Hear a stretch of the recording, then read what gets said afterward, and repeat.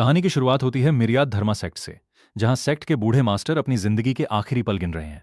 अपनी अंतिम सांस लेने से पहले वो अपने इकलौते डिसाइपल लू चेन को अपने पास बुलाते हैं और कहते हैं कि अब उनके जाने का समय आ चुका है। इसके बाद पूरे मिरियाद धर्मा सेक्ट की जिम्मेदारी लू चेन के कंधों पर होगी। वो उसे आदेश देते हैं कि चाहे कुछ भी हो जाए, सेक्ट को बचाना, उसे फिर से खड़ा करना और एक दिन पूरे महाद्वीप का सबसे शक्तिशाली सेक्ट बनाना। लेकिन लू चेन ये सुनकर पूरी तरह परेशान हो जाता है। वो शिकायत करता है कि उसके मास्टर ने उसे कभी कोई असली कल्टीवेशन टेक्निक तक नहीं सिखाई और अब मरने से पहले पूरी सेक्ट उसके भरोसे छोड़कर जा रहे हैं। उसे तो लगता है कि सेक्ट की हालत ऐसी है कि शायद वो खुद भी अगले दिन तक जिंदा नहीं बचेगा। मरने से पहले मास्टर उसे एक पुरानी किताब सौंपते हैं और बताते हैं कि यही सेक्ट की सबसे महत्वपूर्ण विरासत है, इसकी रक्षा हर हाल में करनी होगी। लेकिन जैसे ही लू चेन किताब खोलता है, उसका चेहरा उतर जाता है। उसे उम्मीद थी कि अंदर कोई शक्तिशाली कल्टीवेशन टेक्निक होगी, लेकिन वो तो सेक्ट चलाने और घर संभालने जैसी बातें लिखी हुई एक गाइड बुक निकलती है। वो मायूस होकर आसमान की तरफ देखता है और बड़बड़ाता है कि आखिर उसे ताकतवर बनने का तरीका कब मिलेगा। उसी समय अचानक उसके दिमाग में एक मैकेनिकल आवाज गूंजती है, multiverse super sect system activated. कुछ ही सेकंड में सिस्टम पूरी तरह एक्टिवेट हो जाता है और उसके सामने न्यूबी गिफ्ट पैक खुल जाता है। सिस्टम उसे कई दुर्लभ रिवॉर्ड्स देता है, एक लेवल 1 सेक्ट कंस्ट्रक्शन कार्ड, एक earth realm cultivation card, 4 white summon cards, 5 top grade spiritual vines और एक शक्तिशाली sect protection formation. Lu Chen तुरंत सिस्टम से इन रिवॉर्ड्स के बारे में पूछता है। सिस्टम समझाता है कि अर्थ रियल्म कल्टीवेशन कार्ड इस्तेमाल करते ही उसकी कल्टीवेशन बिना किसी साइड इफेक्ट के सीधे अर्थ रियल्म तक पहुंच जाएगी। वहीं व्हाइट समन कार्ड्स की मदद से वो शक्तिशाली एक्सपर्ट्स को अपने सेक्ट में बुला सकेगा। इसके बाद सिस्टम इस दुनिया के कल्टीवेशन रियल्म्स भी बताता है। शुरुआत बॉडी टेम्परिंग से होती है, फिर qi refining, foundation building, golden core, purple mansion, cave void, heavenly king, saint realm, great sage, great emperor और अंत में क्वाजी एम्परर तक का सफर होता है। इतनी बड़ी ताकत अपने सामने देखकर लू चेन एक पल भी नहीं रुकता और तुरंत अर्थ रियल्म कल्टीवेशन कार्ड इस्तेमाल कर देता है। अगले ही पल उसके पूरे शरीर से भयानक स्पिरिचुअल प्रेशर निकलने लगता है। चारों तरफ आसमान कांप उठता है और ऐसा ऑरा फैलता है मानो किसी प्राचीन एम्परर का पुनर्जन्म हो गया हो। कुछ ही क्षणों में उसकी कल्टीवेशन सीधे अर्थ रियल्म में पहुंच जाती है। नई शक्ति महसूस करते ही लू चेन अपने दिवंगत मास्टर से मन ही मन वादा करता है कि वो मिरियाद धर्मा सेक्ट को फिर से महान बनाएगा। तभी सिस्टम एक नया नोटिफिकेशन देता है, नियर बाय डिटेक्टेड 2 10-स्टार जीनियसेस। सिस्टम उसे तुरंत उन दोनों बच्चों को अपना डिसाइपल बनाने का टास्क देता है। लू चेन बिना समय गंवाए उनकी तलाश में निकल पड़ता है। इसी बीच जंगल के पास एक भाई और बहन अपनी जान बचाकर भाग रहे होते हैं। उनके पीछे कई हथियारबंद लोग लगातार उनका पीछा कर रहे हैं। भाई अपनी छोटी बहन से कहता है कि अगर वे सामने वाले पहाड़ तक पहुंच गए तो शायद बच जाएंगे, लेकिन कुछ ही देर में दुश्मन उन्हें चारों तरफ से घेर लेते हैं। भाई अपनी बहन को पीछे छिपाकर कहता है कि वो दुश्मनों को रोकने की कोशिश करेगा और उसे मौका मिलते ही भाग जाना चाहिए, लेकिन छोटी बहन अपने भाई को छोड़कर जाने से साफ इनकार कर देती है। तभी अचानक एक शांत आवाज सुनाई देती है। एक युवक आगे बढ़कर कहता है कि इतने सारे बड़े लोग मिलकर 2 छोटे बच्चों को सताने में जरा भी शर्म नहीं कर रहे। ये युवक और कोई नहीं बल्कि लू चेन होता है। दुश्मन तुरंत अपना परिचय शैडो टावर के लोगों के रूप में देते हैं और उसे रास्ते से हट जाने की चेतावनी देते हैं, लेकिन लू चेन उनकी धमकियों की बिल्कुल परवाह नहीं करता। वो उन्हें आखिरी बार वहां से चले जाने का मौका देता है। जब वे हमला करने की कोशिश करते हैं तो लू चेन अपनी नई शक्ति से उन्हें पल भर में खत्म कर देता है। दोनों भाई बहन हैरान रह जाते हैं और तुरंत उसके सामने घुटनों के बल बैठकर अपनी जान बचाने के लिए धन्यवाद देते हैं। उसी समय सिस्टम दोनों बच्चों को स्कैन करता है। रिपोर्ट देखकर लू चेन भी चौंक जाता है। लड़के के शरीर में जन्मजात सुप्रीम बोन मौजूद होती है, जबकि उसकी छोटी बहन के अंदर बेहद दुर्लभ डबल प्यूपिल्स फिजिक छिपी होती है। इतना ही नहीं, दोनों की टैलेंट रेटिंग सीधे 10 स्टार्स होती है। लू चेन समझ जाता है कि उसके सामने खड़े ये दोनों बच्चे भविष्य के महान कल्टीवेटर्स बनने वाले हैं। वो उनसे उनका नाम पूछता है। बड़ा भाई अपना नाम निंग टियन और छोटी बहन अपना नाम निंग यू बताती है। लू चेन दोनों को मिरियाद धर्मा सेक्ट में शामिल होने का प्रस्ताव देता है। दोनों भाई बहन बिना किसी हिचकिचाहट के उसके सामने घुटनों के बल बैठ जाते हैं और उसे अपना मास्टर स्वीकार कर लेते हैं। छोटी निंग यू मासूमियत से पूछती है कि अगर वो उनकी डिसाइपल बन गई तो क्या वो भविष्य में उन लोगों को हरा पाएगी जिन्होंने उसके परिवार को मार डाला। लू चेन शांत स्वर में जवाब देता है कि जब वे दोनों सच में शक्तिशाली कल्टीवेटर बन जाएंगे तब अपने दुश्मनों से बदला लेने से उन्हें कोई नहीं रोक पाएगा। उनके डिसाइपल बनते ही सिस्टम फिर से एक्टिवेट होता है। Congratulations host. Successfully recruited 2 10-star disciples. Reward के रूप में लू चेन को इनेट divine demon body, divine demon technique, एक दुर्लभ टी ट्री, कई शक्तिशाली कल्टीवेशन टेक्निक्स और सबसे महत्वपूर्ण कल्टीवेशन टावर प्राप्त होता है। इन नए रिवॉर्ड्स के साथ लू चेन अपने दोनों नए डिसाइपल्स को लेकर वापस मिरियाद धर्मा सेक्ट की ओर रवाना हो जाता है। उसे पूरा विश्वास होता है कि आज से उसके सेक्ट की किस्मत बदलने वाली है।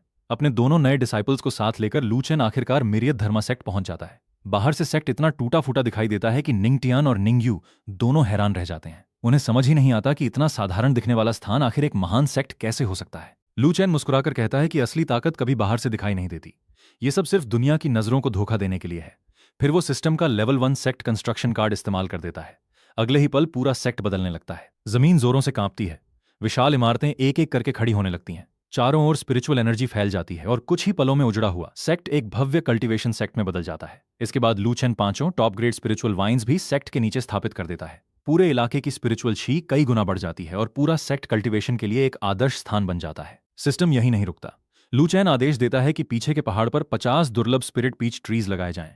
कुछ ही क्षणों में पूरा पीच फॉरेस्ट तैयार हो जाता है, जहां उगने वाले फल साधारण नहीं बल्कि कल्टीवेशन बढ़ाने वाले आध्यात्मिक फल होते हैं। अब लू चेन चारों व्हाइट समन कार्ड्स भी एक्टिवेट करता है।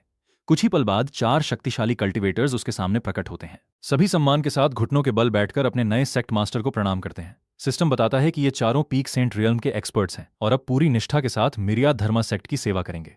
इतने शक्तिशाली प्रोटेक्टर्स देखकर लू चेन राहत की सांस लेता है। अब उसके सेक्ट की सुरक्षा की चिंता काफी हद तक खत्म हो चुकी थी। वो तुरंत चारों को अलग अलग जिम्मेदारियां सौंप देता है। फिलहाल उनका सबसे पहला काम सेक्ट की रक्षा करना होगा। भविष्य में जब सेक्ट और बड़ा होगा तब सभी को उनकी योग्यता के अनुसार नए पद दिए जाएंगे। सारे आदेश देने के बाद लू चेन अपने दोनों नए डिसाइपल्स को आराम करने के लिए भेज देता है। रात के समय निंगटियान अकेले बैठा अपने माता पिता और पूरे परिवार को याद करता है। वो मन ही मन कसम खाता है कि एक दिन वो इतना शक्तिशाली बनेगा कि अपने परिवार के हर दुश्मन को अपने हाथों से खत्म करेगा। जब तक उनका बदला नहीं ले लेगा तब तक चैन से नहीं बैठेगा। दूसरी तरफ लू चेन को अपने नए रिवॉर्ड की याद आती है। वो तुरंत सिस्टम से इनेट डिवाइन डीमन बॉडी के बारे में पूछता है। सिस्टम बताता है कि यह पूरे हेवंस एंड वर्ल्ड्स की सबसे शक्तिशाली फिजिक्स में से एक है। इसकी असली क्षमता इतनी भयानक है कि भविष्य में देवता और दानव तक इसके सामने झुकने पर मजबूर हो सकते हैं। यह सुनकर लू चेन बिना देर किए अपने शरीर के साथ डिवाइन डीमन बॉडी को मर्ज करने का फैसला करता है।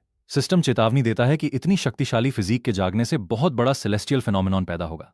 अगर चाहें तो वो इस फेनोमेनॉन को दबा सकता है ताकि बाहरी दुनिया को इसकी खबर न लगे। लू चेन तुरंत सेलेस्टियल फेनोमेनॉन को सप्रेस करने का आदेश देता है। इसके बाद डिवाइन डीमन बॉडी सफलतापूर्वक उसके शरीर में समा जाती है। साथ ही उसे डिवाइन डीमन टेक्निक भी प्राप्त हो जाती है। लेकिन सिस्टम बताता है कि यह टेक्निक सीधे ग्रेट डाउ लेवल की है। इसकी कल्टीवेशन बेहद कठिन होगी और अभी लू चेन केवल इसकी शुरुआती अवस्था तक ही पहुंच सकता है। आगे बढ़ने के लिए उसकी कल्टीवेशन और मजबूत होनी जरूरी होगी। उधर शैडो टावर में लगातार खोजबीन जारी रहती है। कई दिनों की तलाश के बाद भी निंगटियन और निंगयू का कोई पता नहीं चलता। टावर मास्टर को यकीन हो जाता है कि दोनों बच्चों को किसी शक्तिशाली सेक्ट ने अपने संरक्षण में ले लिया है। इसी बीच सुबह होने पर दोनों नए डिसाइपल्स अपने मास्टर के सामने पहुंचते हैं। निंगयू मासूमियत से कहती है कि उसे बहुत भूख लगी है और वो मांस खाना चाहती है।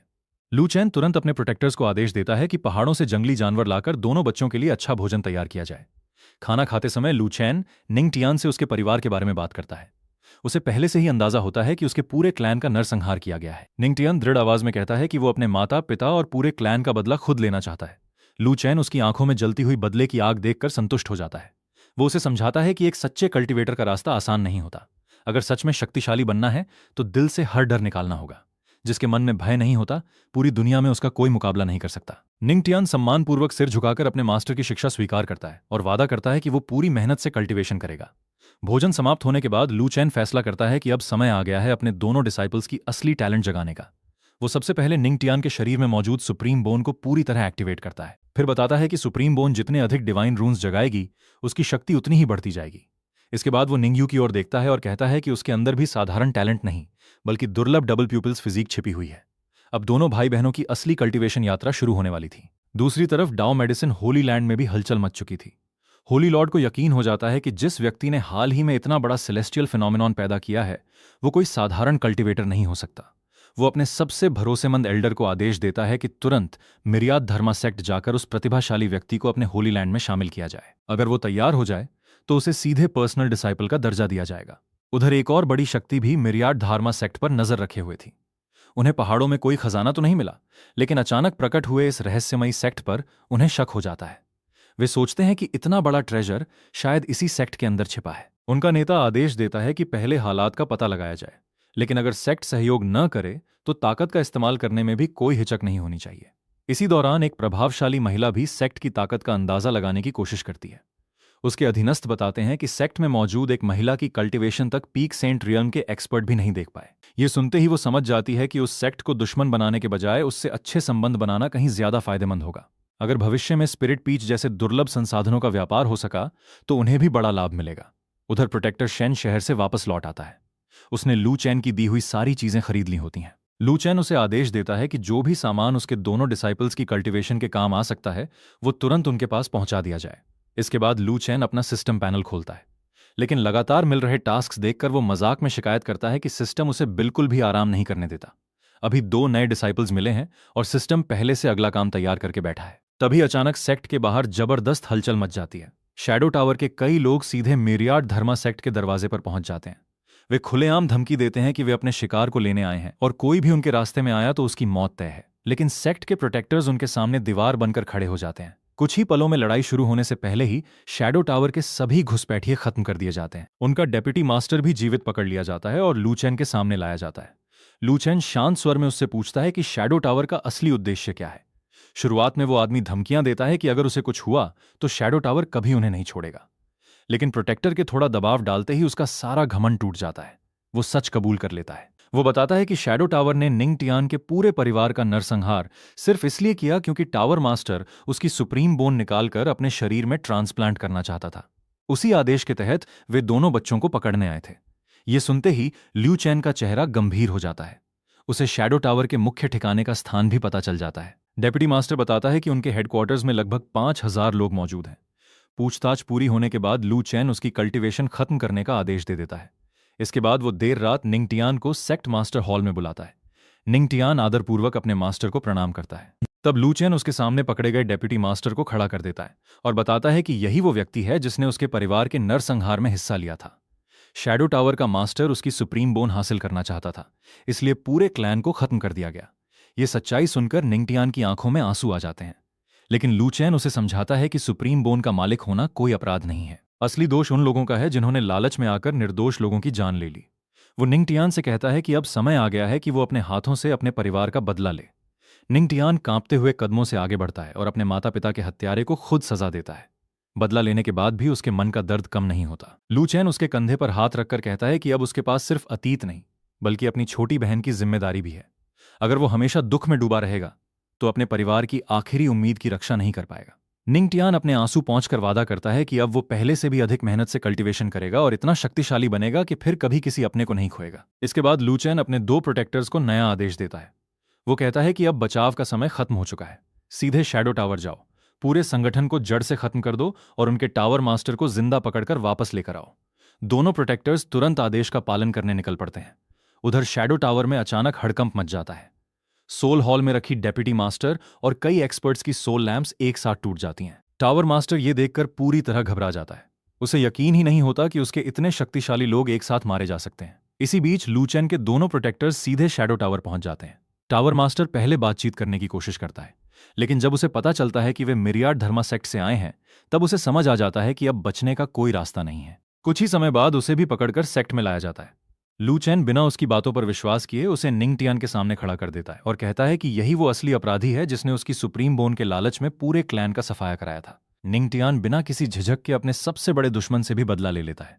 इसके साथ ही शैडो टावर पूरी तरह समाप्त हो जाता है। उसी समय सिस्टम की आवाज फिर गूंजती है, shadow tower mission completed. Reward के रूप में लू चैन को एक विशाल सेक्ट ट्रेजरी, 1 अरब स्पिरिट स्टोन्स, सेक्ट की किस्मत की रक्षा करने वाला supreme imperial weapon, talent test करने वाला विशेष ट्रेजर और 4 नई येलो समन कार्ड्स मिलती हैं। लू चैन मुस्कुराता है। उसका छोटा सा सेक्ट अब पहले से कहीं ज्यादा मजबूत हो चुका था, लेकिन उसे पता नहीं था कि दूर बैठी कई बड़ी शक्तियां अब मिरियाद धर्मा सेक्ट और उसके रहस्यों पर अपनी नजरें जमा चुकी थीं और जल्द ही उससे सामना होने वाला था। शैडो टावर के विनाश के बाद पूरे महाद्वीप में सिर्फ एक ही नाम गूंजने लगता है, मिरियाद धर्मा सेक्ट। अचानक प्रकट हुए इस रहस्यमयी सेक्ट ने कुछ ही दिनों में इतनी बड़ी ताकत दिखा दी कि बड़े बड़े होली लैंड्स भी सतर्क हो जाते हैं। सबसे पहले डाओ मेडिसिन, होली लैंड और हेवन होल्डिंग। होली लैंड अपने एल्डर्स को मिरियाद धर्मा सेक्ट भेजते हैं।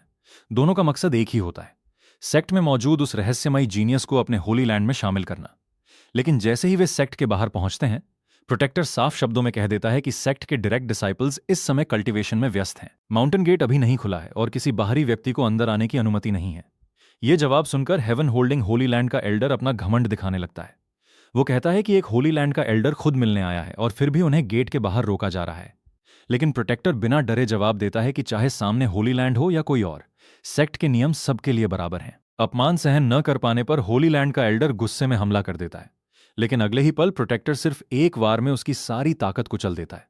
इतना भयानक अंतर देखकर डाओ मेडिसिन होली लैंड के लोग तुरंत समझ जाते हैं कि सामने वाला सेक्ट बिल्कुल साधारण नहीं है।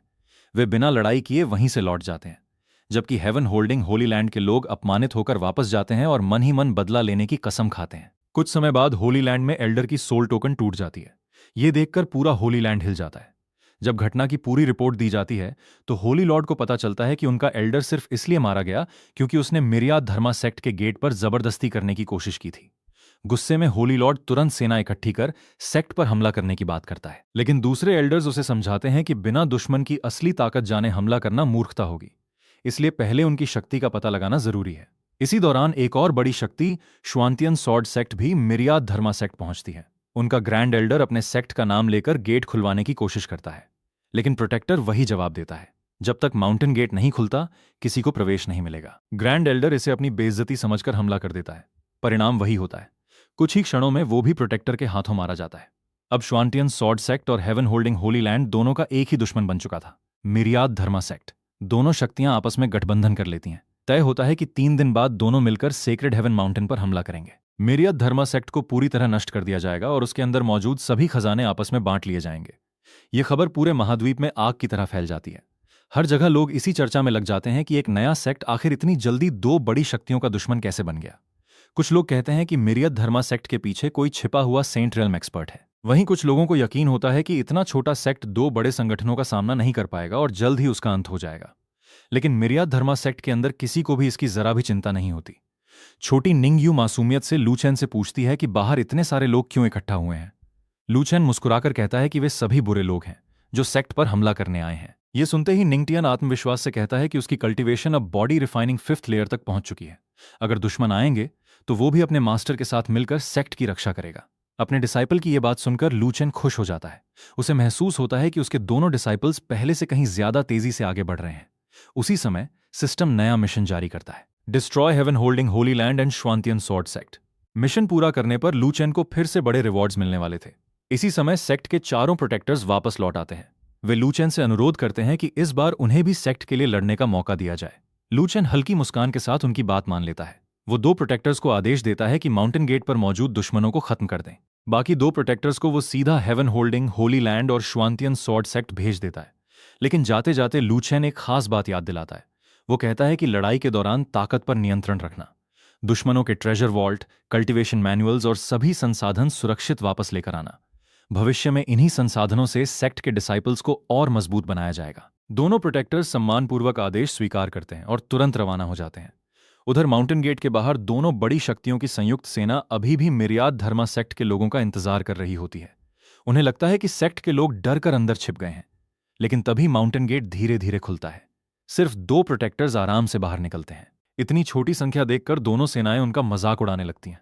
उन्हें लगता है कि 2 लोग लाखों की सेना का क्या मुकाबला करेंगे, लेकिन अगले ही पल दोनों प्रोटेक्टर्स अपना ऑरा छोड़ते हैं। पूरा आसमान कांप उठता है। भयानक स्पिरिचुअल प्रेशर महसूस होते ही दोनों सेनाओं के चेहरे का रंग उड़ जाता है। अब उन्हें समझ आ चुका था कि जिस सेक्ट को वे आसान शिकार समझ रहे थे, उसके पीछे ऐसी ताकत छिपी है जिसकी उन्होंने कभी कल्पना भी नहीं की थी। यहीं से दोनों बड़ी शक्तियों के विनाश की शुरुआत होने वाली थी। हेवन होल्डिंग होली लैंड और श्वांतियन सॉर्ड सेक्ट की पूरी तरह बर्बादी के बाद पूरे महाद्वीप में सनसनी फैल जाती है। जिन 2 शक्तियों का नाम सुनकर बड़े बड़े सेक्ट कांप जाते थे, वे मिरियाड धर्मा सेक्ट के सिर्फ 2 प्रोटेक्टर्स के हाथों खत्म हो चुकी थीं। इस खबर के फैलते ही हर बड़े क्लैन और होली लैंड में डर का माहौल बन जाता है। सभी को यकीन हो जाता है कि मिरियाद धर्मा सेक्ट के पीछे कोई साधारण शक्ति नहीं, बल्कि कम से कम सेंट रियल्म का एक रहस्यमयी एक्सपर्ट मौजूद है।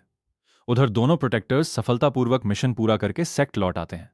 उन्होंने दुश्मनों के ट्रेजर वॉल्ट, कल्टीवेशन रिसोर्सेज और सभी महत्वपूर्ण मैनुअल्स सुरक्षित वापस ला दिए होते हैं। उसी समय सिस्टम की आवाज फिर गूंजती है, मिशन कंप्लीटेड। रिवॉर्ड के रूप में लू चेन को एवोल्यूशन पूल, विशेष एवोल्यूशन सॉयल, 100 दुर्लभ स्पिरिट फ्रूट्स, कई वर्षों की अतिरिक्त कल्टीवेशन और एक विशाल डिवाइन वेपन टावर प्राप्त होती है, जिसमें अनगिनत डिवाइन वेपन सुरक्षित रखे जा सकते हैं। इसके साथ ही सिस्टम एक नया मिशन जारी करता है। अगर मिरियाद धर्मा सेक्ट को सच में दुनिया का सबसे शक्तिशाली सेक्ट बनाना है, तो अब सिर्फ कुछ डिसाइपल्स से काम नहीं चलेगा। 1 महीने बाद माउंटेन गेट खोलकर 3000 नए डिसाइपल्स भर्ती करने होंगे। लू चेन तुरंत प्रोटेक्टर वांग को बुलाकर आदेश देता है कि पूरे ईस्टर्न रीजन में यह खबर फैला दी जाए कि 1 महीने बाद मिरियाद धर्मा सेक्ट आधिकारिक रूप से डिसाइपल रिक्रूटमेंट शुरू करेगा, चाहे कोई किसी भी परिवार या पृष्ठभूमि से हो। अगर उसके अंदर टैलेंट और दृढ़ संकल्प है तो वो परीक्षा में भाग ले सकता है। कुछ ही दिनों में यह खबर पूरे ईस्टर्न रीजन में फैल जाती है। हर शहर और हर कल्टीवेटर के बीच सिर्फ इसी रिक्रूटमेंट की चर्चा होने लगती है। लोग बताते हैं कि यही वो सेक्ट है जिसने 2 होली लैंड्स जैसी शक्तियों को कुछ ही पलों में मिटा दिया था। अब हर प्रतिभाशाली युवा किसी भी कीमत पर मिरियाद धर्मा सेक्ट में शामिल होना चाहता है। दूसरी तरफ डाउ मेडिसिन होली लैंड को अपनी गलती का एहसास हो जाता है। उन्हें समझ आता है कि अगर उन्होंने जल्दी संबंध नहीं सुधारे तो भविष्य में वही अगला निशाना बन सकते हैं। होली लैंड के एल्डर्स सलाह देते हैं कि तुरंत भारी मुआवजा देकर मिरियाद धर्मा सेक्ट से माफी मांगनी चाहिए। आखिरकार फैसला होता है कि 10 lakh top grade spirit stones और कई दुर्लभ पिल्स उपहार के रूप में भेजे जाएं, ताकि दोनों सेक्ट के बीच दुश्मनी खत्म हो सके। इधर मिरियाद धर्मा सेक्ट में निंगटियन और निंगयू पहले से कहीं तेजी से कल्टीवेशन कर रहे होते हैं। छोटी निंगयू हमेशा की तरह स्पिरिट फ्रूट्स खाते हुए घूमती रहती है। लू चैन उसे देखकर हंसते हुए कहता है कि वो कल्टीवेशन से ज्यादा खाने में दिलचस्पी लेती है। उसी समय प्रोटेक्टर लू सेक्ट की नई तैयारियों की रिपोर्ट लेकर आता है। Disciple ropes, sect tokens, identity cards और बाकी सभी जरूरी सामान लगभग तैयार हो चुके होते हैं। आउटर डिसाइपल्स से लेकर इनर डिसाइपल्स तक सभी के लिए अलग अलग स्तर के स्पिरिचुअल इक्विपमेंट भी तैयार किए जा चुके थे। लू चैन ये सब देखकर संतुष्ट हो जाता है। अब मिरियड धर्मा सेक्ट पहली बार एक बड़े सेक्ट की तरह दिखाई देने लगा था, लेकिन तभी सिस्टम अचानक नया नोटिफिकेशन देता है, a new disciple has appeared. लू चैन तुरंत समझ जाता है कि कोई नया प्रतिभाशाली व्यक्ति उसकी प्रतीक्षा कर रहा है। वो प्रोटेक्टर को निंगयू की सुरक्षा की जिम्मेदारी सौंपता है और खुद सेक्ट से बाहर निकल पड़ता है। उधर एक राजकुमारी जैसी दिखने वाली युवती अपनी नौकरानी के साथ यात्रा कर रही होती है। उसने अपने परिवार से छिपकर घर छोड़ दिया था, क्योंकि उसके पिता उसकी शादी एक ऐसे राजकुमार से करना चाहते थे जो विलासिता में डूबा हुआ था। युवती साफ कह देती है कि वो किसी भी कीमत पर उस आदमी से शादी नहीं करेगी। दोनों रास्ते में आराम करने के लिए एक बाजार में रुकते हैं। तभी राजकुमार अपने आदमियों के साथ वहां पहुंच जाता है। वो खुलेआम घोषणा करता है कि युवती पहले से उसकी मंगेतर है और अब उसे जबरदस्ती वापस ले जाएगा। युवती लाख मना करती है, लेकिन राजकुमार उसकी एक नहीं सुनता। जब उसकी नौकरानी बीच में आती है तो सैनिक उसे पकड़ लेते हैं और धमकी देते हैं कि अगर युवती ने साथ चलने से इनकार किया तो सबसे पहले उसकी नौकरानी को मार दिया जाएगा। ठीक उसी समय लू चैन वहां पहुंच जाता है। वो पूरी घटना देखकर शांत स्वर में कहता है कि दिन दहाड़े एक लड़की को जबरदस्ती ले जाना किसी भी हाल में स्वीकार नहीं किया जा सकता। राजकुमार गुस्से में लू चैन से उसका नाम पूछता है, लेकिन लू चैन उसकी बात का जवाब देने के बजाय सीधे उस युवती की तरफ मुड़ता है। सिस्टम पहले ही उसे स्कैन कर चुका होता है। लू चैन समझ जाता है कि ये लड़की भी असाधारण टैलेंट रखती है। वो मुस्कुराकर कहता है कि उसकी टैलेंट बेहद दुर्लभ है और वो उसे अपना डिसाइपल बनाना चाहता है। अगर वो मिरियाद धर्मा सेक्ट में शामिल हो जाए तो उसकी सारी परेशानियां हमेशा के लिए खत्म हो जाएंगी। युवती पहले तो हैरान रह जाती है। वो लू चैन को चेतावनी देती है कि सामने खड़ा राजकुमार साधारण व्यक्ति नहीं है और उसकी पृष्ठभूमि बेहद शक्तिशाली है। लेकिन लू चैन आत्मविश्वास से जवाब देता है कि जब तक वो उसकी डिसाइपल बन जाती है, उसके रहते कोई भी उसे छू नहीं सकता। कुछ पल सोचने के बाद युवती घुटनों के बल बैठ जाती है और लू चैन को अपना मास्टर स्वीकार कर लेती है। वो अपना नाम म्यू छिंगछेंग बताती है। इसके बाद वो अपने मास्टर से एक और विनती करती है। उसकी नौकरानी भी उसके साथ रहना चाहती है। अगर उसे अकेला छोड़ दिया गया तो राजकुमार उसे जिंदा नहीं छोड़ेगा। लू चैन बिना किसी हिचकिचाहट के उसकी बात मान लेता है।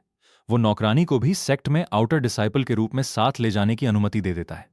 उधर राजकुमार गुस्से से तिलमिला उठता है। वो अपने सेज बॉडीगार्ड को लू चैन पर हमला करने का आदेश देता है, लेकिन बॉडीगार्ड एक कदम भी आगे नहीं बढ़ पाता। उसका पूरा शरीर किसी अदृश्य शक्ति से जकड़ जाता है। कुछ क्षण बाद वो कांपती आवाज में राजकुमार से कहता है कि सामने खड़े इस युवक की असली कल्टीवेशन वो बिल्कुल भी नहीं देख पा रहा। इतनी आसानी से एक सेज को रोक देना सिर्फ किसी उससे भी ऊंचे एक्सपर्ट के बस की बात है। अब उसे पूरा यकीन हो चुका था कि लू चैन कोई साधारण कल्टीवेटर नहीं, बल्कि एक ऐसा रहस्यमयी एक्सपर्ट है जिससे दुश्मनी लेना पूरे राज्य के लिए विनाश साबित हो सकता है। लू चैन अपनी नई डिसाइपल म्यू छिंगछेंग और उसकी नौकरानी को लेकर मिरियाद धर्मा सेक्ट वापस लौट आता है। सेक्ट के अंदर कदम रखते ही म्यू छिंगछेंग हैरान रह जाती है। पूरे सेक्ट में स्पिरिचुअल छी इतनी घनी होती है कि सिर्फ सांस लेने से ही कल्टीवेशन तेज होने लगती है। लू चैन मुस्कुराकर कहता है कि आज से यही उसका नया घर है। इसके बाद वो म्यू छिंगछेंग की मुलाकात अपने पहले 2 डिसाइपल्स निंगटियन और निंगयू से करवाता है। निंगयू हमेशा की तरह मासूमियत से नई सीनियर सिस्टर से खेल कूद की बातें करने लगती हैं, जबकि निंगटियन सम्मान के साथ उसका स्वागत करता है। लू चैन दोनों बच्चों से कहता है कि म्यू छिंगछेंग अब उनकी सीनियर सिस्टर है। वहीं म्यू छिंगछेंग को भी पता चलता है कि उसके दोनों जूनियर साधारण बच्चे नहीं हैं। एक के पास सुप्रीम बोन है और दूसरी के पास दुर्लभ डबल प्यूपिल्स फिजिक। इसके बाद लू चैन सभी को कल्टीवेशन टेक्निक हॉल भेज देता है। प्रोटेक्टर उन्हें समझाता है कि हॉल के अंदर किसी टेक्निक को चुनने की जरूरत नहीं होती, बस शांत मन से बैठना होता है। हॉल स्वयं हर व्यक्ति की टैलेंट के अनुसार सबसे उपयुक्त कल्टीवेशन टेक्निक प्रदान करता है। कुछ ही देर बाद म्यू छिंगछेंग के सामने कई इमॉर्टल ग्रेड कल्टीवेशन टेक्निक्स प्रकट होने लगती हैं। उनमें से वो राइनकार्नेशन, इमॉर्टल स्क्रिप्चर और उससे जुड़ी एक अत्यंत शक्तिशाली टेक्निक प्राप्त करती है। वहीं उसकी नौकरानी भी अपनी टैलेंट के अनुसार 2 उच्च स्तर की कल्टीवेशन टेक्निक्स हासिल कर लेती है। दोनों ये देखकर दंग रह जाती हैं कि मिरियाद धर्मा सेक्ट के पास इतनी दुर्लभ टेक्निक्स मौजूद हैं जिनके बारे में बाहरी दुनिया ने कभी सुना तक नहीं। उसी समय सिस्टम फिर से एक्टिवेट होता है। Congratulations host. म्यू चिंगचेंग को डिसाइपल बनाने के रिवॉर्ड के रूप में लू चेन को cultivation enhancement card, Phantom spirit tower और 4 नई येलो समन कार्ड्स मिलती हैं। लू चेन बिना देर किए सभी रिवॉर्ड्स इस्तेमाल कर देता है। सेक्ट में नई बिल्डिंग्स प्रकट होने लगती हैं और 4 नए शक्तिशाली एक्सपर्ट्स भी समन हो जाते हैं। अब लू चेन समझ जाता है कि सेक्ट पहले से बड़ा हो चुका है, इसलिए वो सेक्ट के लिए नए नियम बनाने का फैसला करता है। वो सभी एल्डर्स और प्रोटेक्टर्स को मेन हॉल में बुलाता है। लू चेन घोषणा करता है कि अब सेक्ट में अलग अलग डिपार्टमेंट्स बनाए जाएंगे। Law enforcement hall, alchemy hall, mission hall और डिसाइपल कंट्रीब्यूशन सिस्टम की स्थापना की जाएगी। भविष्य में हर डिसाइपल अपनी मेहनत से कंट्रीब्यूशन पॉइंट्स कमाएगा और उन्हीं पॉइंट्स से कल्टीवेशन रिसोर्सेज प्राप्त करेगा। सभी एल्डर्स इस योजना से बेहद प्रभावित होते हैं और जल्द से जल्द पूरे नियम लागू करने का वादा करते हैं। इसी दौरान प्रोटेक्टर शेन लू चेन को बताता है कि डाउ मेडिसिन होली लैंड के लोग माफी मांगने आए थे। वे भारी उपहार भी छोड़ गए हैं। लेकिन लू चेन इस छोटी सी बात पर ज्यादा ध्यान नहीं देता। वो कहता है कि भविष्य में ऐसे छोटे फैसले प्रोटेक्टर्स खुद ले सकते हैं। हर बात के लिए उसे परेशान करने की जरूरत नहीं है। कुछ दिनों बाद टियानबाओ पवेलियन के लोग सेक्ट में बड़ी मात्रा में सामान लेकर पहुंचते हैं। इस बार पवेलियन मास्टर की बेटी ल्यू यी खुद सामान लेकर आती हैं। रास्ते भर वो सेक्ट की विशाल इमारतें, कल्टीवेशन हॉल्स और स्पिरिचुअल छी देखकर हैरान रह जाती है। उसे यकीन हो जाता है कि मिरियाड धार्मा सेक्ट कोई साधारण सेक्ट नहीं, बल्कि एक प्राचीन हिडन सेक्ट है। मैं हॉल में पहुंचकर लू चेन उनका स्वागत करता है। ल्यू यी बताती है कि उनके पवेलियन की जान पहले लू चेन के दिए हुए स्पिरिट पीचेस से बची थी, इसलिए वो भविष्य में भी मिरियाड धर्मा सेक्ट के साथ लंबे समय तक व्यापार करना चाहती है। लू चेन उसकी बात स्वीकार कर लेता है। इसके बाद ल्यू यी एक विनती करती है। वो अपने साथ लाए हुए दुर्लभ संसाधनों के बदले 2 और स्पिरिट पीचेस मांगती है। लू चेन बिना ज्यादा सोच विचार किए ये सौदा मान लेता है। उसके लिए ये पीचेस उगाना अब मुश्किल नहीं रहा था। व्यापार पूरा होने के बाद ल्यू यी लू चेन को एक महत्वपूर्ण खबर देती है। 1 महीने बाद टियान्युआन सीक्रेट रियल्म खुलने वाला है। इस सीक्रेट रियल्म में प्रवेश करने वाले कल्टीवेटर्स को दुर्लभ ट्रेजर्स और बड़े अवसर मिलते हैं। टियानबाओ पवेलियन मिरियाद धर्मा सेक्ट के लिए 5 प्रवेश स्थान सुरक्षित कर सकता है। इसी समय सिस्टम भी नया मिशन जारी करता है। 1 महीने बाद 5 डिसाइपल्स को सीक्रेट रियल्म में भेजो। लू चेन तुरंत ये प्रस्ताव स्वीकार कर लेता है और टियानबाओ पवेलियन से 5 स्थान सुरक्षित रखने को कहता है। व्यापार समाप्त होने के बाद ल्यू यी सेक्ट से विदा लेती है। बाहर निकलते समय वो अपने साथ आए एल्डर से कहती है कि आज तक उसने इतने रहस्यमयी सेक्ट और इतने शक्तिशाली एक्सपर्ट्स कभी नहीं देखे। उसे तो लू चेन की असली कल्टीवेशन का भी बिल्कुल अंदाजा नहीं लगा। उधर मिरियाद धर्मा सेक्ट में एक और बड़ा दिन आने वाला था। 1 महीने बाद होने वाली डिसाइपल रिक्रूटमेंट की सारी तैयारियां पूरी हो चुकी थीं। लू चेन सभी एल्डर्स को अंतिम निर्देश देता है। सबसे पहले सभी उम्मीदवारों को इल्यूजरी स्पिरिट स्टेयरकेस पार करनी होगी। इस परीक्षा की शुरुआती सीढ़ियां उनके मन और चरित्र की परीक्षा लेंगी, जबकि अंतिम चरण उनकी इच्छा शक्ति और सहन शक्ति की जांच करेगा। इसके बाद सभी का टैलेंट विशेष ट्रेजर से मापा जाएगा। लू चेन साफ कह देता है कि मिरियाद धर्मा सेक्ट को सिर्फ टैलेंट वाले लोग नहीं चाहिए। अगर किसी का कैरेक्टर खराब हुआ तो चाहे उसकी टैलेंट कितनी भी ऊंची क्यों ना हो, उसे कभी डिसाइपल नहीं बनाया जाएगा। अब पूरे ईस्टर्न रीजन की नजर सिर्फ एक ही दिन पर टिकी थी, मिरियाड धर्मा सेक्ट की पहली ओपन रिक्रूटमेंट, जहां हजारों कल्टीवेटर्स अपनी किस्मत आजमाने आने वाले थे। 1 महीने की तैयारी के बाद आखिरकार मिरियाड धर्मा सेक्ट की पहली डिसाइपल रिक्रूटमेंट सेरेमनी शुरू होती है। पूरे ईस्टर्न रीजन से हजारों कल्टीवेटर्स सेक्रेड हेवन माउंटेन पर पहुंच चुके होते हैं। हर किसी का सपना सिर्फ एक ही था, किसी भी तरह मिरियाद धर्मा सेक्ट का डिसाइपल बनना। उम्मीदवारों की लंबी कतारों में 2 युवक भी खड़े होते हैं। दोनों रास्ते में दोस्त बने थे और अब साथ मिलकर परीक्षा देने आए थे। वे एक दूसरे से वादा करते हैं कि अगर दोनों सेक्ट में चयनित हो गए तो भविष्य में साथ मिलकर कल्टीवेशन करेंगे।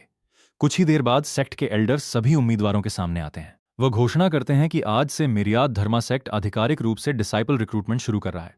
जो भी परीक्षा पास करेगा उसे सेक्ट में रहने और कल्टीवेशन करने का अवसर मिलेगा। चाहे किसी की टैलेंट साधारण ही क्यों ना हो, अगर वो पहली परीक्षा पूरी कर लेता है तो भी उसे सेक्ट में जगह मिल सकती है। इसके साथ ही पहली परीक्षा शुरू हो जाती है। सभी उम्मीदवार इल्यूजरी स्पिरिट स्टेयरकेस की तरफ दौड़ पड़ते हैं। ये साधारण सीढ़ियां नहीं थीं। हर सीढ़ी पर अलग अलग मानसिक परीक्षा छिपी हुई थी, जो व्यक्ति की इच्छा शक्ति, चरित्र और दृढ़ संकल्प की जांच करती थी। कई लोग शुरुआत में ही हार मान लेते हैं, कुछ भ्रम में फंस जाते हैं, तो कुछ अपने डर के कारण आगे नहीं बढ़ पाते। लेकिन कुछ प्रतिभाशाली उम्मीदवार लगातार आगे बढ़ते रहते हैं। सबसे पहले एक युवती पूरी स्टेयरकेस पार करके शिखर तक पहुंच जाती है। उसके बाद वही 2 युवक भी ऊपर पहुंच जाते हैं। वे हैरान होते हैं कि उनसे पहले एक लड़की ने पूरी परीक्षा समाप्त कर ली। हालांकि उन्हें शर्म नहीं आती। वे तय करते हैं कि अगली परीक्षा में अपनी असली टैलेंट दिखाएंगे। पहली परीक्षा पूरी होने के बाद एल्डर सभी को दूसरी परीक्षा के लिए बुलाते हैं। अब टैलेंट टेस्ट शुरू होता है। सेक्ट का विशेष ट्रेजर हर उम्मीदवार की टैलेंट मापता है। एल्डर नियम समझाते हैं। कम टैलेंट वाले डिसाइपल भी सेक्ट में रह सकते हैं, लेकिन अधिक टैलेंट वाले सीधे आउटर सेक्ट या इनर सेक्ट में प्रवेश पाएंगे। जबकि सबसे असाधारण टैलेंट रखने वालों को भविष्य में सेक्ट मास्टर का डायरेक्ट डिसाइपल बनने का अवसर भी मिल सकता है। एक एक करके सभी उम्मीदवार अपनी टैलेंट जांच करवाते हैं। कुछ साधारण टैलेंट के साथ आउटर डिसाइपल बनते हैं, कुछ इनर सेक्ट में चयनित हो जाते हैं। इसके बाद वही दो युवक अपनी बारी पर शानदार टैलेंट दिखाते हैं और सीधे इनर डिसाइपल बन जाते हैं। लेकिन सबसे बड़ा आश्चर्य तब होता है जब सबसे पहले स्टेयरकेस पार करने वाली युवती टैलेंट टेस्ट देती है। उसकी टैलेंट पूरे मैदान को चौंका देती है। एल्डर्स भी समझ जाते हैं कि ये लड़की भविष्य में सेक्ट की सबसे प्रतिभाशाली डिसाइपल्स में से एक बन सकती है। भर्ती प्रक्रिया कई दिनों तक लगातार चलती रहती है। इस दौरान नए डिसाइपल्स धीरे धीरे सेक्ट की असली ताकत देखने लगते हैं। कोई विशाल कल्टीवेशन टावर देखकर हैरान रह जाता है, जहां बाहर का एक दिन अंदर के 100 दिनों के बराबर था। कोई चैलेंज पगोड़ा देखकर चौंक जाता है, जिसमें कुल 99 मंजिलें थीं और हर मंजिल पार करने पर विशेष रिवॉर्ड्स मिलते थे। जबकि सबसे अधिक उत्साह डिवाइन वेपन टावर को देखकर होता है। एल्डर बताते हैं कि उसके अंदर अनगिनत डिवाइन वेपन्स मौजूद हैं, लेकिन उन्हें प्राप्त करना हर किसी के बस की बात नहीं है। नए डिसाइपल्स ये सब देखकर समझ जाते हैं कि मिरियाद धर्मा सेक्ट की असली ताकत बाहरी दुनिया की कल्पना से भी कहीं अधिक है। भर्ती के पहले ही दिन लगभग 1800 उम्मीदवार सेक्ट में शामिल हो जाते हैं। प्रोटेक्टर पूरी रिपोर्ट लू चैन को सौंपता है और बताता है कि अगर अगले कुछ दिनों तक यही गति रही तो 3000 डिसाइपल्स भर्ती करने का लक्ष्य आसानी से पूरा हो जाएगा। लू चैन संतुष्ट होकर बाकी रिक्रूटमेंट भी उसी व्यवस्था से जारी रखने का आदेश देता है। उधर छोटी निंगयू अब भी पहले जैसी चंचल थी। पूरे सेक्ट की सीनियर सिस्टर बनने के बाद भी उसकी सबसे बड़ी चिंता कल्टीवेशन नहीं, बल्कि रोज पीच गार्डन जाकर स्पिरिट पीचेस खाना थी। लू चैन हंसते हुए उसे पकड़ लेता है और कहता है कि वो हर दिन चोरी छिपे पीचेस खाती रहती है। अब उसका शरीर लगभग बॉडी रिफाइनिंग रियल्म की सीमा तक पहुंच चुका है।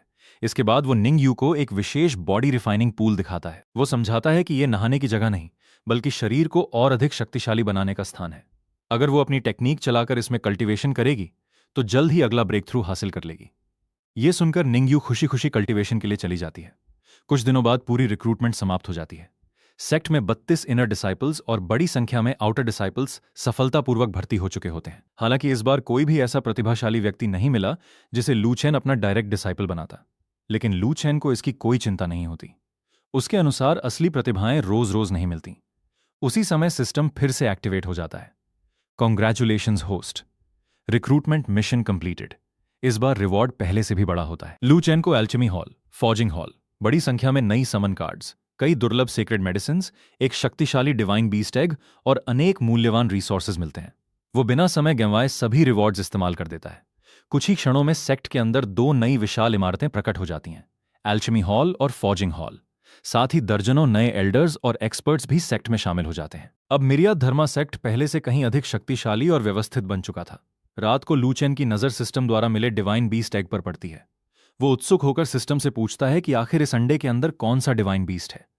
लेकिन इस बार सिस्टम भी साफ जवाब नहीं दे पाता।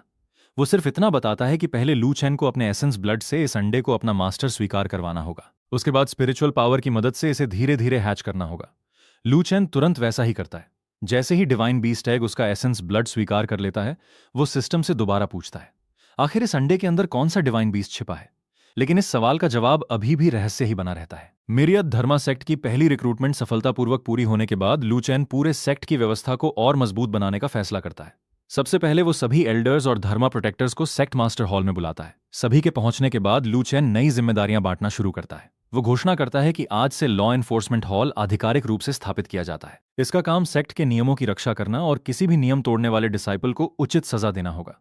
अलग अलग एल्डर्स को इनर सेक्ट, आउटर सेक्ट और बाकी डिपार्टमेंट्स की जिम्मेदारी सौंप दी जाती है। बैठक समाप्त होते ही पूरा सेक्ट विशाल मैदान में इकट्ठा हो जाता है।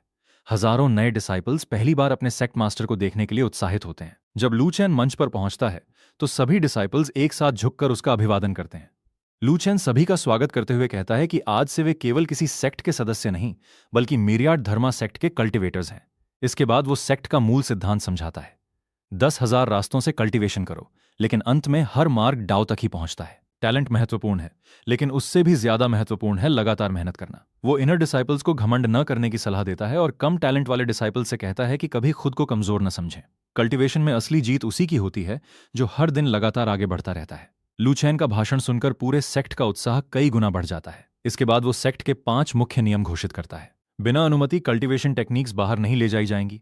निर्दोष लोगों पर अत्याचार करना सख्त मना होगा। सेक्ट के साथ विश्वासघात करने वालों को कभी माफ नहीं किया जाएगा। डिमोनिक पाथ के साथ मिलकर काम करने वालों को कड़ी सजा मिलेगी। और इन सभी नियमों की निगरानी अब लॉ एनफोर्समेंट हॉल करेगा। इसके बाद लू चेन एक और बड़ी घोषणा करता है।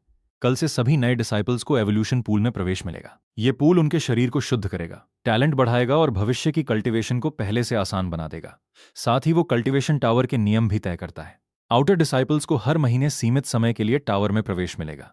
इनर डिसाइपल्स को उससे अधिक समय मिलेगा, जबकि उसके डायरेक्ट डिसाइपल्स बिना किसी सीमा के टावर में कल्टीवेशन कर सकेंगे। सभा समाप्त होते ही सभी डिसाइपल्स अपनी अपनी पहचान के अनुसार अलग अलग कतारों में खड़े हो जाते हैं। हर व्यक्ति को सेक्ट रोब, आइडेंटिटी टोकन, बड़ी मात्रा में टॉप ग्रेड स्पिरिट स्टोन्स और हाई ग्रेड स्पिरिचुअल आर्टिफैक्ट चुनने का अधिकार दिया जाता है। इतने मूल्यवान रिसोर्सेज देखकर सभी नए डिसाइपल्स दंग रह जाते हैं। इसके बाद आउटर और मिसलेनियस डिसाइपल्स को उनकी पहली कल्टीवेशन टेक्निक दी जाती है, लेकिन इनर डिसाइपल्स को बताया जाता है कि उनकी टेक्निक साधारण पुस्तकों में नहीं मिलेंगी। उन्हें सीधे कल्टीवेशन टेक्निक हॉल ले जाया जाता है। हॉल के एल्डर समझाते हैं कि यहां कोई भी टेक्निक जबरदस्ती नहीं चुनी जाती।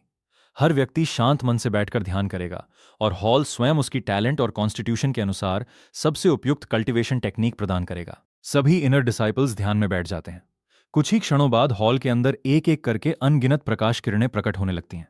हर डिसाइपल के सामने अलग अलग इमॉर्टल ग्रेड कल्टीवेशन टेक्निक्स दिखाई देती हैं। किसी को सॉर्ड टेक्निक मिलती है, किसी को फिस्ट टेक्निक, तो किसी को बॉडी रिफाइनिंग या मूवमेंट टेक्निक। हर व्यक्ति को वही टेक्निक प्राप्त होती है जो उसकी टैलेंट के लिए सबसे उपयुक्त होती है।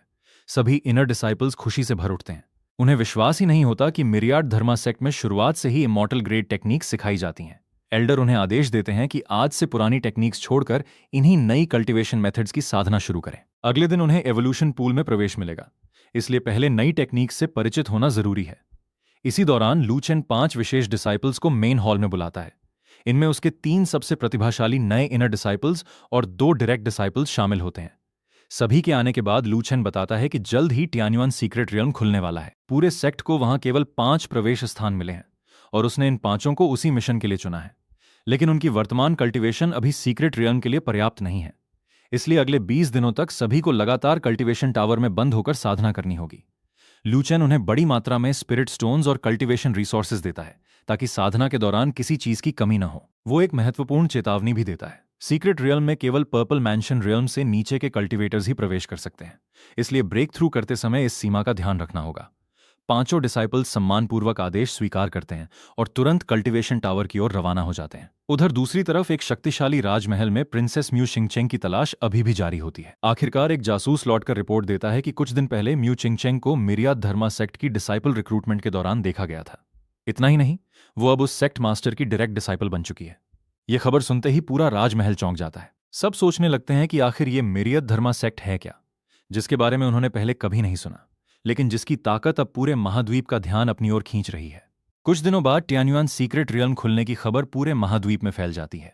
ये सीक्रेट रियल्म वर्षों में केवल एक बार खुलता है और इसके अंदर अनगिनत दुर्लभ ट्रेजर्स, कल्टीवेशन रिसोर्सेज और एंशिएंट इनहेरिटेंसेस छिपी होती हैं। इसी कारण हर बड़ी शक्ति अपने सबसे प्रतिभाशाली डिसाइपल्स को वहां भेजने की तैयारी शुरू कर देती है। उधर जिस राजकुमार की शादी म्यू छिंगचेंग से तय हुई थी, उसे भी उसकी असली लोकेशन का पता चल जाता है। उसके जासूस बताते हैं कि म्यू छिंगचेंग अब मिरियाद धर्मा सेक्ट की डायरेक्ट डिसाइपल बन चुकी है। पहले तो राजकुमार उसे वापस लाने की सोचता है, लेकिन जब उसे पता चलता है कि यही वही सेक्ट है जिसने हेवन होल्डिंग, होली लैंड और श्वांतियन सॉर्ड सेक्ट जैसी शक्तियों को खत्म कर दिया था, तो वो अपना फैसला बदल देता है। वो समझ जाता है कि सीधे मिरियाड धर्मा सेक्ट से टकराना आत्महत्या होगी। कुछ देर सोचने के बाद वो नई योजना बनाता है। उसे पता चलता है कि म्यू शिंगचेंग भी टियान्युआन सीक्रेट रियल्म में जाएगी, इसलिए वो अपने पिता से सीक्रेट रियल्म में प्रवेश के लिए 5 स्थान मांगता है और अपने साथ 4 peak purple mention realm experts को लेकर जाने का फैसला करता है। साथ ही वो म्यू परिवार को भी म्यू शिंगचेंग की खबर भेज देता है ताकि वे भी उसे वापस बुलाने की कोशिश करें। दूसरी तरफ मिरियाद धर्मा सेक्ट में भी सीक्रेट रियल्म की तैयारी पूरी हो चुकी थी। टियानबाओ पवेलियन द्वारा भेजे गए 5 प्रवेश स्थान सेक्ट तक पहुंच चुके थे। लू चेन तुरंत लॉ एनफोर्समेंट हॉल के एल्डर को बुलाकर आदेश देता है कि अगले दिन 2 प्रोटेक्टर्स 5 डिसाइपल्स के साथ सीक्रेट रियल्म तक जाएं और उनकी सुरक्षा सुनिश्चित करें। इसी दौरान कल्टीवेशन टावर में 20 दिनों की कठिन साधना पूरी करके 5 चुने हुए डिसाइपल्स बाहर निकलते हैं। उनकी कल्टीवेशन पहले से कई गुना बढ़ चुकी होती है। दोनों senior brothers purple mention 7th layer तक पहुंच चुके होते हैं। म्यू शिंगचेंग की ताकत भी तेजी से बढ़ी होती है, जबकि बाकी डिसाइपल्स ने भी शानदार ब्रेक थ्रू हासिल किए होते हैं। जब सभी लू चेन के सामने रिपोर्ट देने पहुंचते हैं तो निंग यू भी वहीं मौजूद होती है। वो हमेशा की तरह लू चेन के पास बैठी एक रहस्यमयी अंडे को देखकर पूछती है कि क्या उसे पकाकर खाया जा सकता है। लू चेन हंसते हुए समझाता है कि यह कोई साधारण अंडा नहीं, बल्कि सेक्ट का भविष्य का गार्डियन डिवाइन बीस्ट है। फिर वो निंग यू को डांटते हुए पूछता है कि उसने ठीक से कल्टीवेशन की या नहीं। निंगयू तुरंत मासूम चेहरा बनाकर कहती है कि उसने बहुत मेहनत की है और कई लेवल्स तक ब्रेक थ्रू भी कर लिया है। लेकिन लू चैन उसके मुंह के किनारे लगा पीच जूस देखकर समझ जाता है कि ये छोटी डिसाइपल फिर से कल्टीवेशन से ज्यादा स्पिरिट पीचेस खाने में व्यस्त थी। पूरा हॉल उसकी बात सुनकर हंसने लगता है। इसके बाद लू चैन पांचों डिसाइपल्स को अपने पास बुलाता है और सीक्रेट रियल्म के बारे में आखिरी निर्देश देता है। वो कहता है कि इस बार का मिशन सिर्फ ट्रेजर ढूंढना नहीं है, सबसे पहले अपनी जान की रक्षा करनी है। अगर कोई दुश्मन सामने आए तो सभी एक दूसरे की मदद करेंगे, लेकिन अगर कोई बिना वजह मिरियत धर्मा सेक्ट को चुनौती देता है तो उसे बिल्कुल भी बख्शा नहीं जाएगा। लू चैन अपने डिसाइपल से एक बात खास तौर पर याद रखने को कहता है। हम कभी किसी को पहले परेशान नहीं करते, लेकिन अगर कोई हमें परेशान करेगा तो उसे इसकी भारी कीमत चुकानी पड़ेगी। सभी डिसाइपल एक साथ सिर झुकाकर आदेश स्वीकार करते हैं। अगले दिन दो प्रोटेक्टर्स पांचों डिसाइपल्स को लेकर टियान्युएन सीक्रेट रियल्म के प्रवेश द्वार पर पहुंचते हैं। वहां पहले से ही अलग अलग सेक्ट्स और होली लैंड्स के हजारों कल्टिवेटर्स जमा होते हैं। हर कोई सीक्रेट रियल्म खुलने का इंतजार कर रहा होता है। इसी बीच म्यू शिंगचेंग का परिवार भी वहां पहुंचता है, लेकिन मिरियाद धर्मा सेक्ट के प्रोटेक्टर्स को देखकर वे कोई कदम उठाने की हिम्मत नहीं करते। कुछ ही देर बाद सीक्रेट रियल्म का प्रवेश द्वार खुल जाता है। पांचों डिसाइपल अपने प्रोटेक्टर्स को प्रणाम करके अंदर प्रवेश कर जाते हैं। जैसे ही वे अंदर पहुंचते हैं, सभी को तुरंत एहसास हो जाता है कि यह जगह साधारण नहीं है। यहां स्पिरिचुअल छी बेहद घनी होती है, लेकिन उसके साथ एक अजीब सी मृत्यु और विनाश की आभा भी महसूस होती है। निंगटियान सभी को सावधान रहने के लिए कहता है और पूरी टीम एक साथ आगे बढ़ती है। रास्ते में उन्हें कई कल्टीवेटर्स की लाशें दिखाई देती हैं। स्पष्ट था कि सीक्रेट रियल्म खुलते ही कई सेक्ट्स के बीच भयंकर लड़ाई शुरू हो चुकी थी। कुछ दूर जाने के बाद उन्हें एक विशाल एंशिएंट फॉर्मेशन दिखाई देती है, जो एक प्राचीन रूइंस की रक्षा कर रही थी। बाकी लोग फॉर्मेशन देखकर रुक जाते हैं।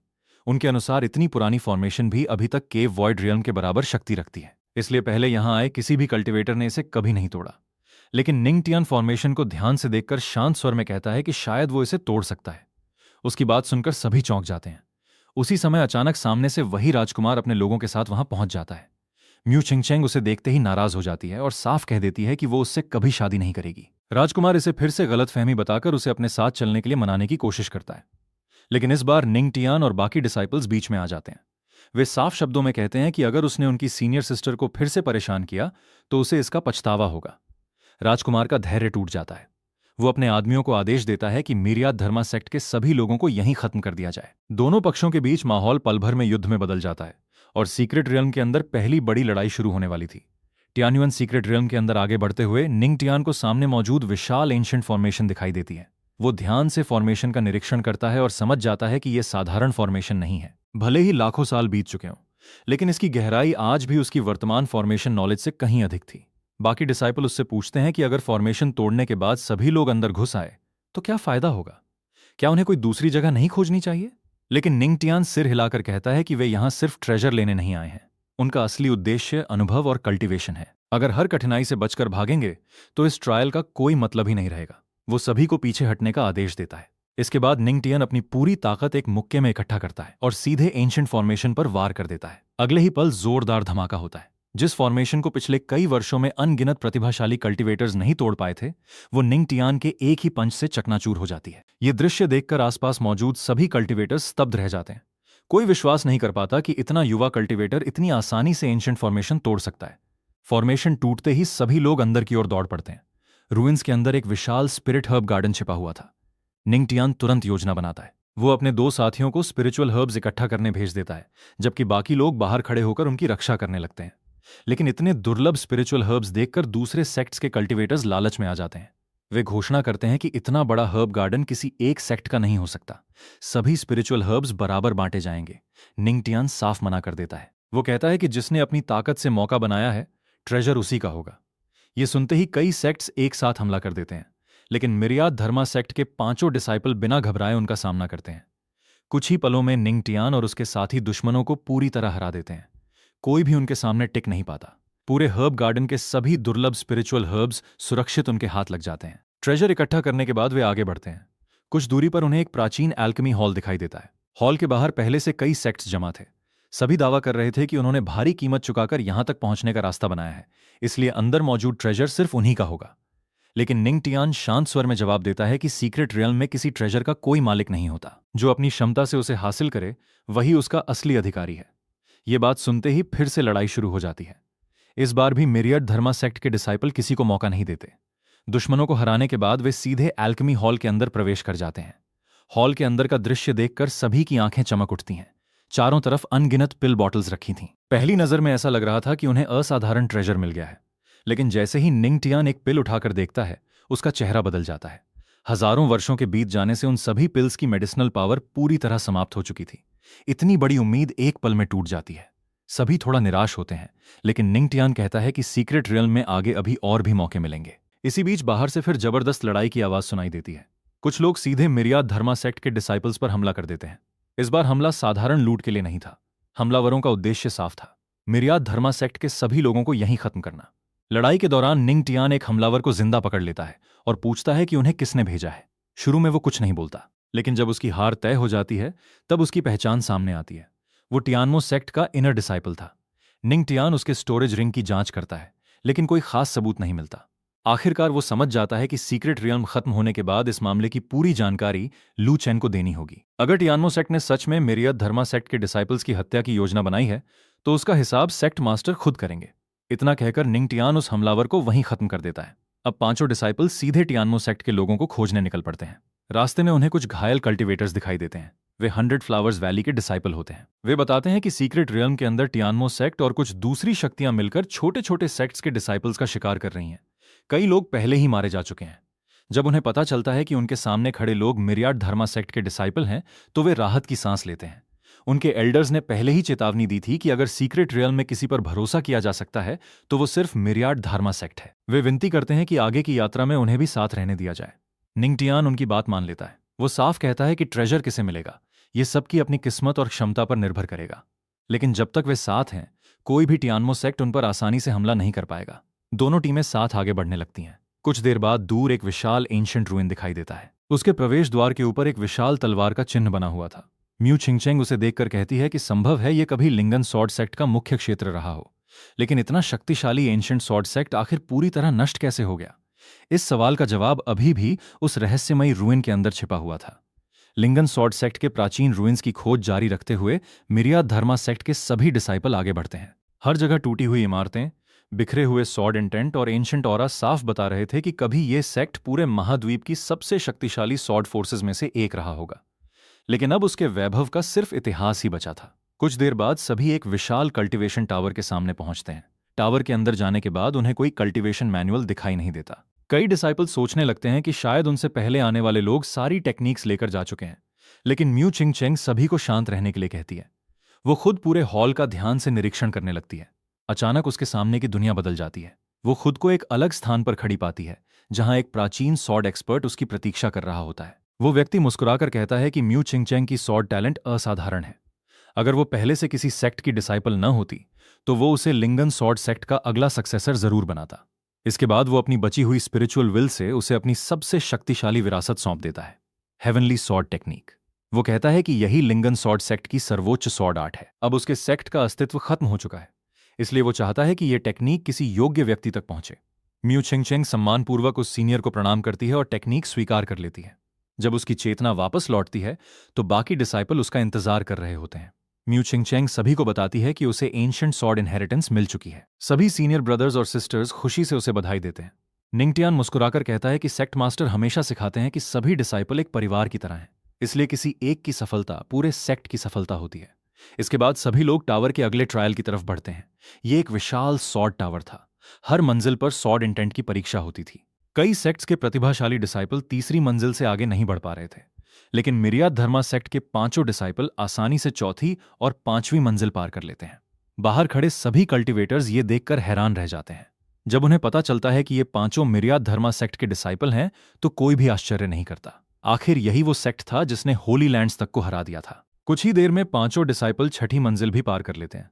बाहर मौजूद लोग अनुमान लगाने लगते हैं कि शायद उनकी सीमा यहीं तक होगी, लेकिन सभी की सोच गलत साबित होती है। कुछ समय बाद टावर की 8वीं मंजिल भी पार हो जाती है। अब पूरा सीक्रेट रियल्म इस खबर से गूंज उठता है। इतनी कम उम्र में 8वीं मंजिल तक पहुंचना लगभग असंभव माना जाता था। 8वीं मंजिल पर पहुंचने के बाद परीक्षा पूरी तरह बदल जाती है। अब केवल ताकत नहीं, बल्कि सॉर्ड कॉम्प्रिहेंशन की परीक्षा होती है। बाकी 4 डिसाइपल यहीं रुक जाते हैं, लेकिन म्यू छिंगचेंग की सॉर्ड टैलेंट अलग ही स्तर की थी। वो 8वीं मंजिल पर मिली सॉर्ड इंटेंट को समझने में पूरी तरह डूब जाती है। बाकी लोग उसे परेशान नहीं करते। वे तय करते हैं कि बाहर उसका इंतजार करेंगे। इसी समय सीक्रेट रियल्म के दूसरे हिस्से में टियानमो सेक्ट के बचे हुए लोग एक गुप्त बैठक कर रहे होते हैं। उनकी योजना लगभग पूरी तरह विफल हो चुकी थी। सीक्रेट रियल्म में घुसाए गए उनके कई जासूस मारे जा चुके थे। टियानमो सेक्ट के अपने कई एक्सपर्ट्स भी खत्म हो चुके थे। अब उनके पास बहुत कम लोग बचे थे। कुछ लोग सलाह देते हैं कि तुरंत सीक्रेट रियल्म छोड़ देना चाहिए, लेकिन उनके नेता का कहना था कि बाहर जाकर सारी बात सेक्ट मास्टर को बताई जाएगी। इसके बाद मिरियाद धर्मा सेक्ट के खिलाफ बड़ी कार्रवाई की जाएगी। उधर सीक्रेट रियल्म के एक और हिस्से में वही क्राउन प्रिंस अकेला घूम रहा होता है। तभी कुछ रहस्यमयी लोग उसका रास्ता रोक लेते हैं। पहले तो क्राउन प्रिंस उन्हें पहचान नहीं पाता, लेकिन कुछ ही देर बाद वे अपनी असली पहचान बताते हैं। वे टियानमो सेक्ट के लोग थे। वे क्राउन प्रिंस से कहते हैं कि अगर वो उनके साथ हाथ मिला ले तो वे उसे भविष्य का एम्परर बना सकते हैं। बदले में उसे सिर्फ एक काम करना होगा, भविष्य में मारियत धर्मा सेक्ट के खिलाफ उनका साथ देना होगा। शुरुआत में क्राउन प्रिंस उन पर विश्वास नहीं करता, लेकिन टियानमो सेक्ट के लोग उसे भरोसा दिलाते हैं कि उनके पास सेंट से भी निपटने के तरीके मौजूद हैं। म्यू चिंगचेंग द्वारा ठुकराए जाने का अपमान क्राउन प्रिंस अभी तक नहीं भूला था। आखिरकार बदले की आग में अंधा होकर वो टियानमो सेक्ट का प्रस्ताव स्वीकार कर लेता है।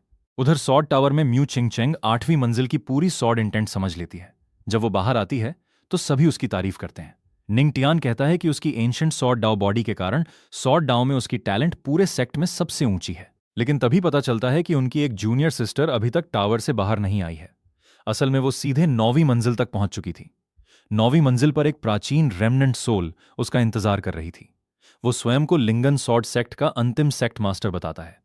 वो म्यू चिंगचेंग की टैलेंट देखकर चाहता है कि वो लिंगन सॉर्ड सेक्ट की नई सेक्ट मास्टर बन जाए और उसकी पूरी विरासत संभाल ले। लेकिन म्यू चिंगचेंग बिना एक पल सोचे विनम्रता से मना कर देती है। वो कहती है कि आज जो कुछ भी उसके पास है वो सब मिरियत धर्मा सेक्ट और उसके मास्टर लू चेन की वजह से है। वो कभी अपने सेक्ट और अपने मास्टर के साथ विश्वासघात नहीं करेगी। ये जवाब सुनकर रेमनेंट सोल जबरदस्ती अपनी विरासत उसके शरीर में डालने की कोशिश करता है। उसी क्षण अचानक पूरा आकाश कांप उठता है। एक भयानक दबाव पूरे सीक्रेट रियल्म में फैल जाता है। अगले ही पल लू चेन के प्रोटेक्टर प्रकट हो जाते हैं। वो ठंडी आवाज में कहता है, एक क्वाजी एम्परर की बची हुई आत्मा मेरे सेक्ट की डिसाइपल को छूने की हिम्मत कैसे कर सकती है। प्रोटेक्टर का ऑरा महसूस करते ही रेमनेंट सोल पूरी तरह कांप उठती है।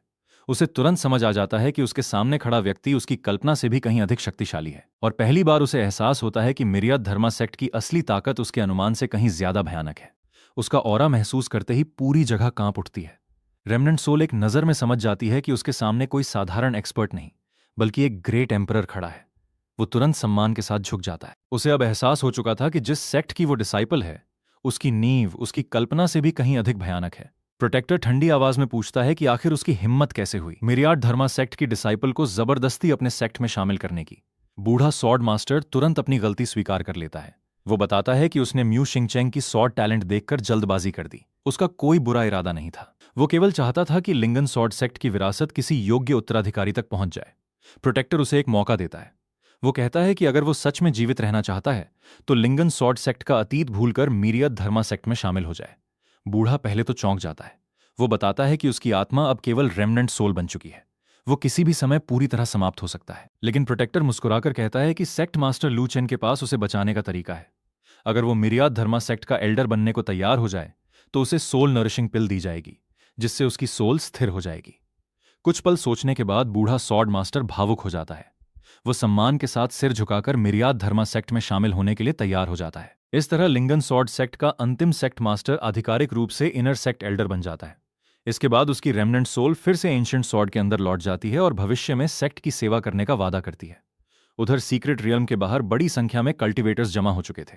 जैसे ही म्यू चिंगचेंग बाहर आती है, कई सेक्ट्स के लोग उसकी ओर लालच भरी नजरों से देखने लगते हैं। कुछ लोग ऊंची आवाज में कहते हैं कि सीक्रेट रियल्म के अंदर जो भी इनहेरिटेंस मिली है उसे सभी में बराबर बांटना चाहिए।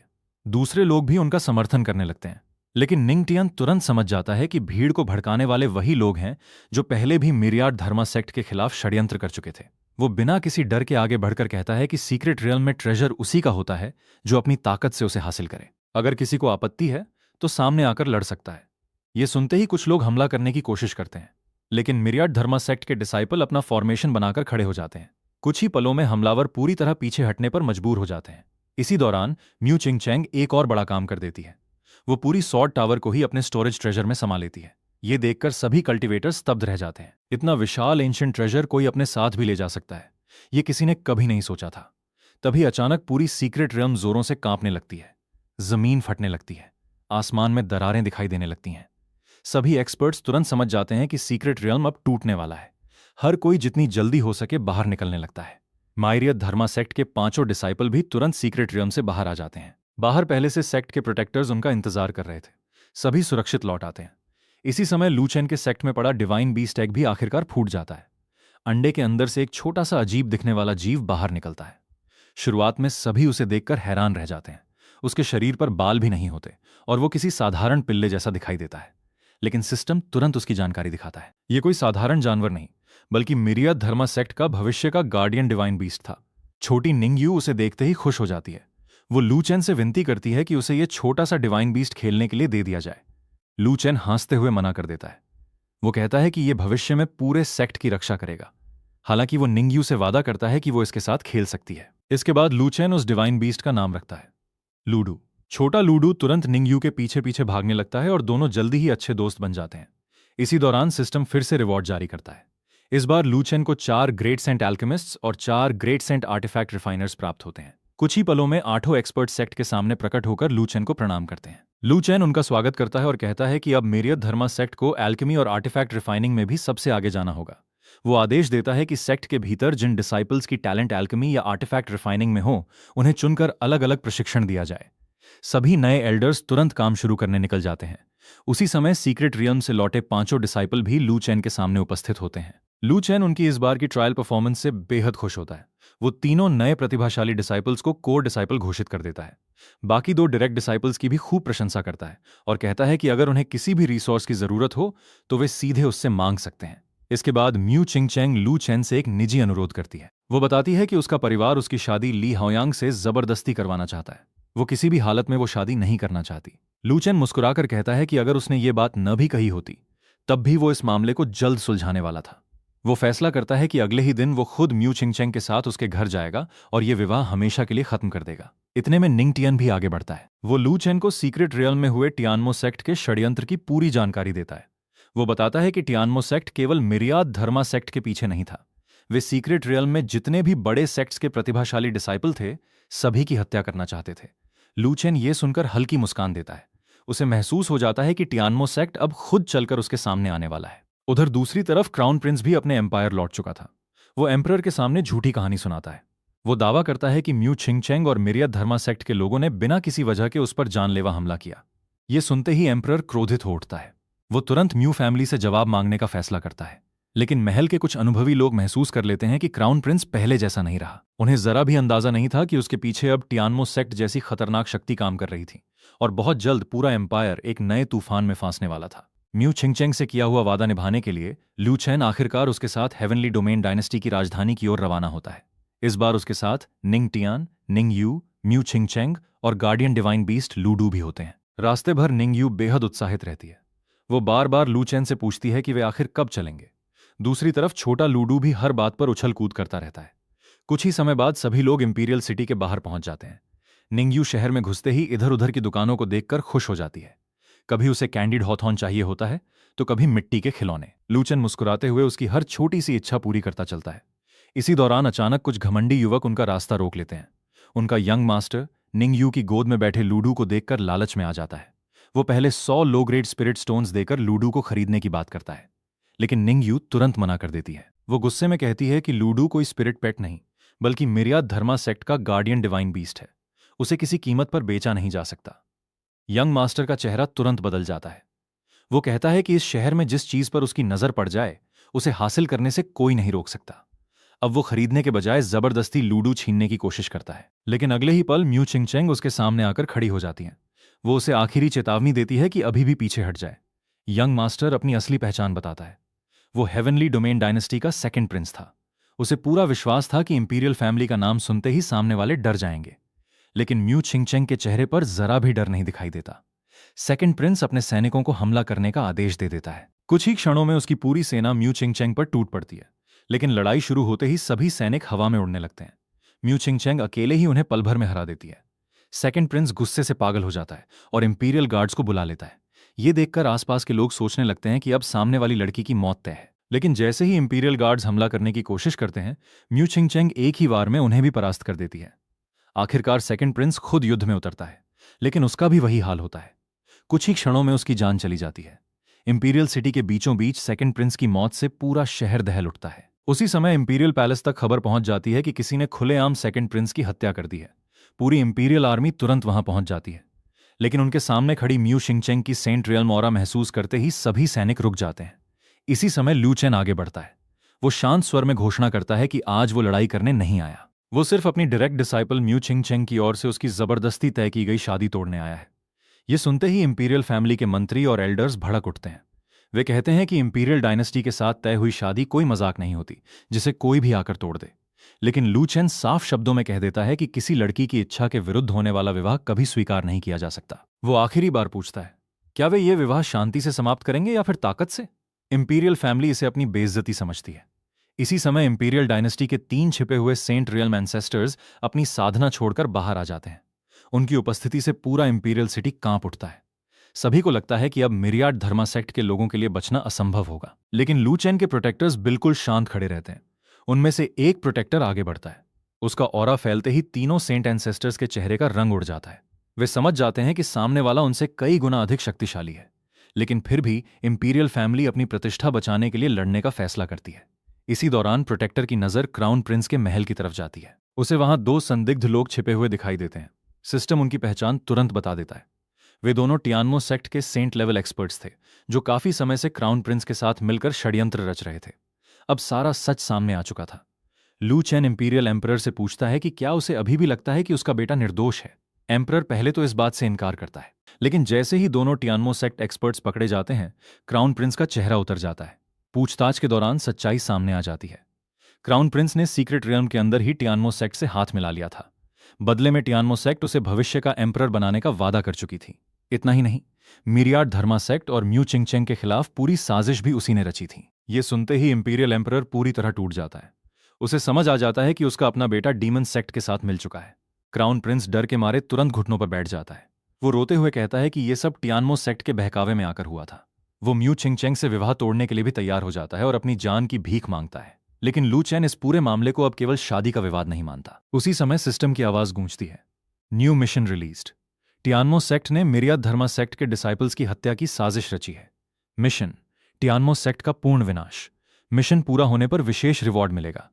लू चेन हल्की मुस्कान देता है। अब उसे अपना अगला लक्ष्य मिल चुका था। जाते जाते वो म्यू छिंगचेंग के पिता म्यू लिंगजी से भी मिलता है। म्यू लिंगजी अपनी पुरानी गलती स्वीकार करता है। वो लू चेन का धन्यवाद करता है कि उसने उसकी बेटी को बचाया और उसे अपना डिसाइपल बनाकर नई जिंदगी दी। लू चेन केवल एक बात कहता है, अब से म्यू छिंगचेंग की शादी का फैसला वही करेगी। कोई भी उस पर अपनी इच्छा नहीं थोपेगा। म्यू लिंगजी तुरंत सहमत हो जाता है और अपनी बेटी से माफी मांगता है। इसके बाद लू चेन उससे टियानमो सेक्ट के बारे में जानकारी लेता है। म्यू लिंगजी बताता है कि टियानमो सेक्ट हमेशा से रहस्यमयी रहा है। बाहर से वो साधारण सेक्ट दिखाई देता है, लेकिन उसकी असली ताकत कभी किसी ने नहीं देखी। अब जबकि उनके सेंट लेवल एक्सपर्ट्स सामने आ चुके हैं, ये साफ है कि टियानमो सेक्ट दिखने से कहीं अधिक खतरनाक है। लू चेन सारी बातें सुनकर शांत हो जाता है। वो समझ चुका था कि अगली लड़ाई किसी एम्पायर से नहीं, बल्कि पूरे टियानमो सेक्ट से होने वाली है। और इस बार उसका लक्ष्य सिर्फ जीतना नहीं, बल्कि डीमन सेक्ट को जड़ से मिटा देना था। हेवनली डोमेन डायनेस्टी की घटना के बाद लू चेन सीधे सेक्ट वापस नहीं लौटता। पूरे रास्ते वो टियानमो सेक्ट के बारे में सोचता रहता है। सीक्रेट रियल्म से लेकर इंपीरियल डायनेस्टी तक हर जगह उसी डीमन सेक्ट की परछाई दिखाई दे रही थी। उसे महसूस हो चुका था कि इसके पीछे कोई बहुत बड़ी साजिश चल रही है। इसी दौरान टियानमो सेक्ट के अंदर हलचल मच जाती है। उनके 2 सेंट रियल्म धर्मा प्रोटेक्टर्स की सोल टोकन्स एक साथ टूट जाती हैं। पूरे सेक्ट में अफरा तफरी फैल जाती है। सभी एल्डर्स हैरान थे। 2 लेट सेंट रियल्म एक्सपर्ट्स एक साथ कैसे मारे जा सकते हैं? इतने वर्षों में ईस्टर्न डोमेन में किसी ने टियानमो सेक्ट को इतनी बड़ी चोट पहुंचाने की हिम्मत नहीं की थी। यह खबर तुरंत एंसेस्टर तक पहुंचाई जाती है। एंसेस्टर कुछ देर शांत रहता है, फिर ठंडी आवाज में आदेश देता है, 3 दिन बाद 5000 ब्लड सैक्रिफाइसेस तैयार करो। अब समय आ गया है कि हमारे लॉर्ड की शक्ति फिर से वापस लाई जाए। उसके आदेश के साथ ही पूरा टियानमो सेक्ट ब्लड सैक्रिफाइस की तैयारी में लग जाता है। उधर लू चेन अचानक अपने डिसाइपल से कहता है कि वे अभी सेक्ट वापस नहीं लौटेंगे। निंगटियान हैरानी से पूछता है कि मास्टर, रास्ता तो दूसरी दिशा में है। लू चेन शांत स्वर में जवाब देता है, इस टियानमो सेक्ट में कुछ बहुत बड़ा छिपा हुआ है। मैं खुद जाकर देखना चाहता हूं कि वे आखिर कर क्या रहे हैं। कुछ समय बाद सभी लोग एक रहस्यमयी क्षेत्र के पास पहुंचते हैं। चारों तरफ लाल धुंध फैली हुई थी। हवा में खून की तेज गंध थी। जमीन पर जगह जगह इंसानों की हड्डियां बिखरी पड़ी थीं। पूरा इलाका किसी नरक से कम नहीं लग रहा था। म्यू छिंगचेंग और बाकी डिसाइपल सिर्फ लाल धुंध ही देख पा रहे थे, लेकिन निंग यू अपनी ड्यूअल प्यूपिल से कुछ और ही देख रही थी। वो बताती है कि लाल धुंध के नीचे एक विशाल ब्लड फॉर्मेशन छिपा हुआ है। पूरा पहाड़ डेमोनिक पैटर्न से ढका हुआ था। लू चेन मुस्कुराकर उसकी तारीफ करता है। वो बाकी लोगों को समझाता है कि निंग यू की ड्यूअल प्यूपिल्स किसी भी इल्यूजन और हिडन फॉर्मेशन को देख सकती हैं। इसीलिए जो चीज बाकी लोगों को दिखाई नहीं देती, वो निंग यू साफ देख सकती है। लू चेन फैसला करता है कि सीधे टियानमो सेक्ट पर हमला करने से पहले आसपास की जानकारी इकट्ठा की जाए। सभी लोग नीचे बसे एक शहर की ओर बढ़ जाते हैं। शहर के बाजार में हर तरह की दुकानें लगी थीं। कोई नकली स्पिरिचुअल हर्ब्स बेच रहा था तो कोई झूठी एंशिएंट टेक्निक्स। लू चेन एक नजर में पहचान लेता है कि ज्यादातर व्यापारी लोगों को धोखा दे रहे हैं, लेकिन तभी उसकी नजर एक अजीब इमारत पर पड़ती है।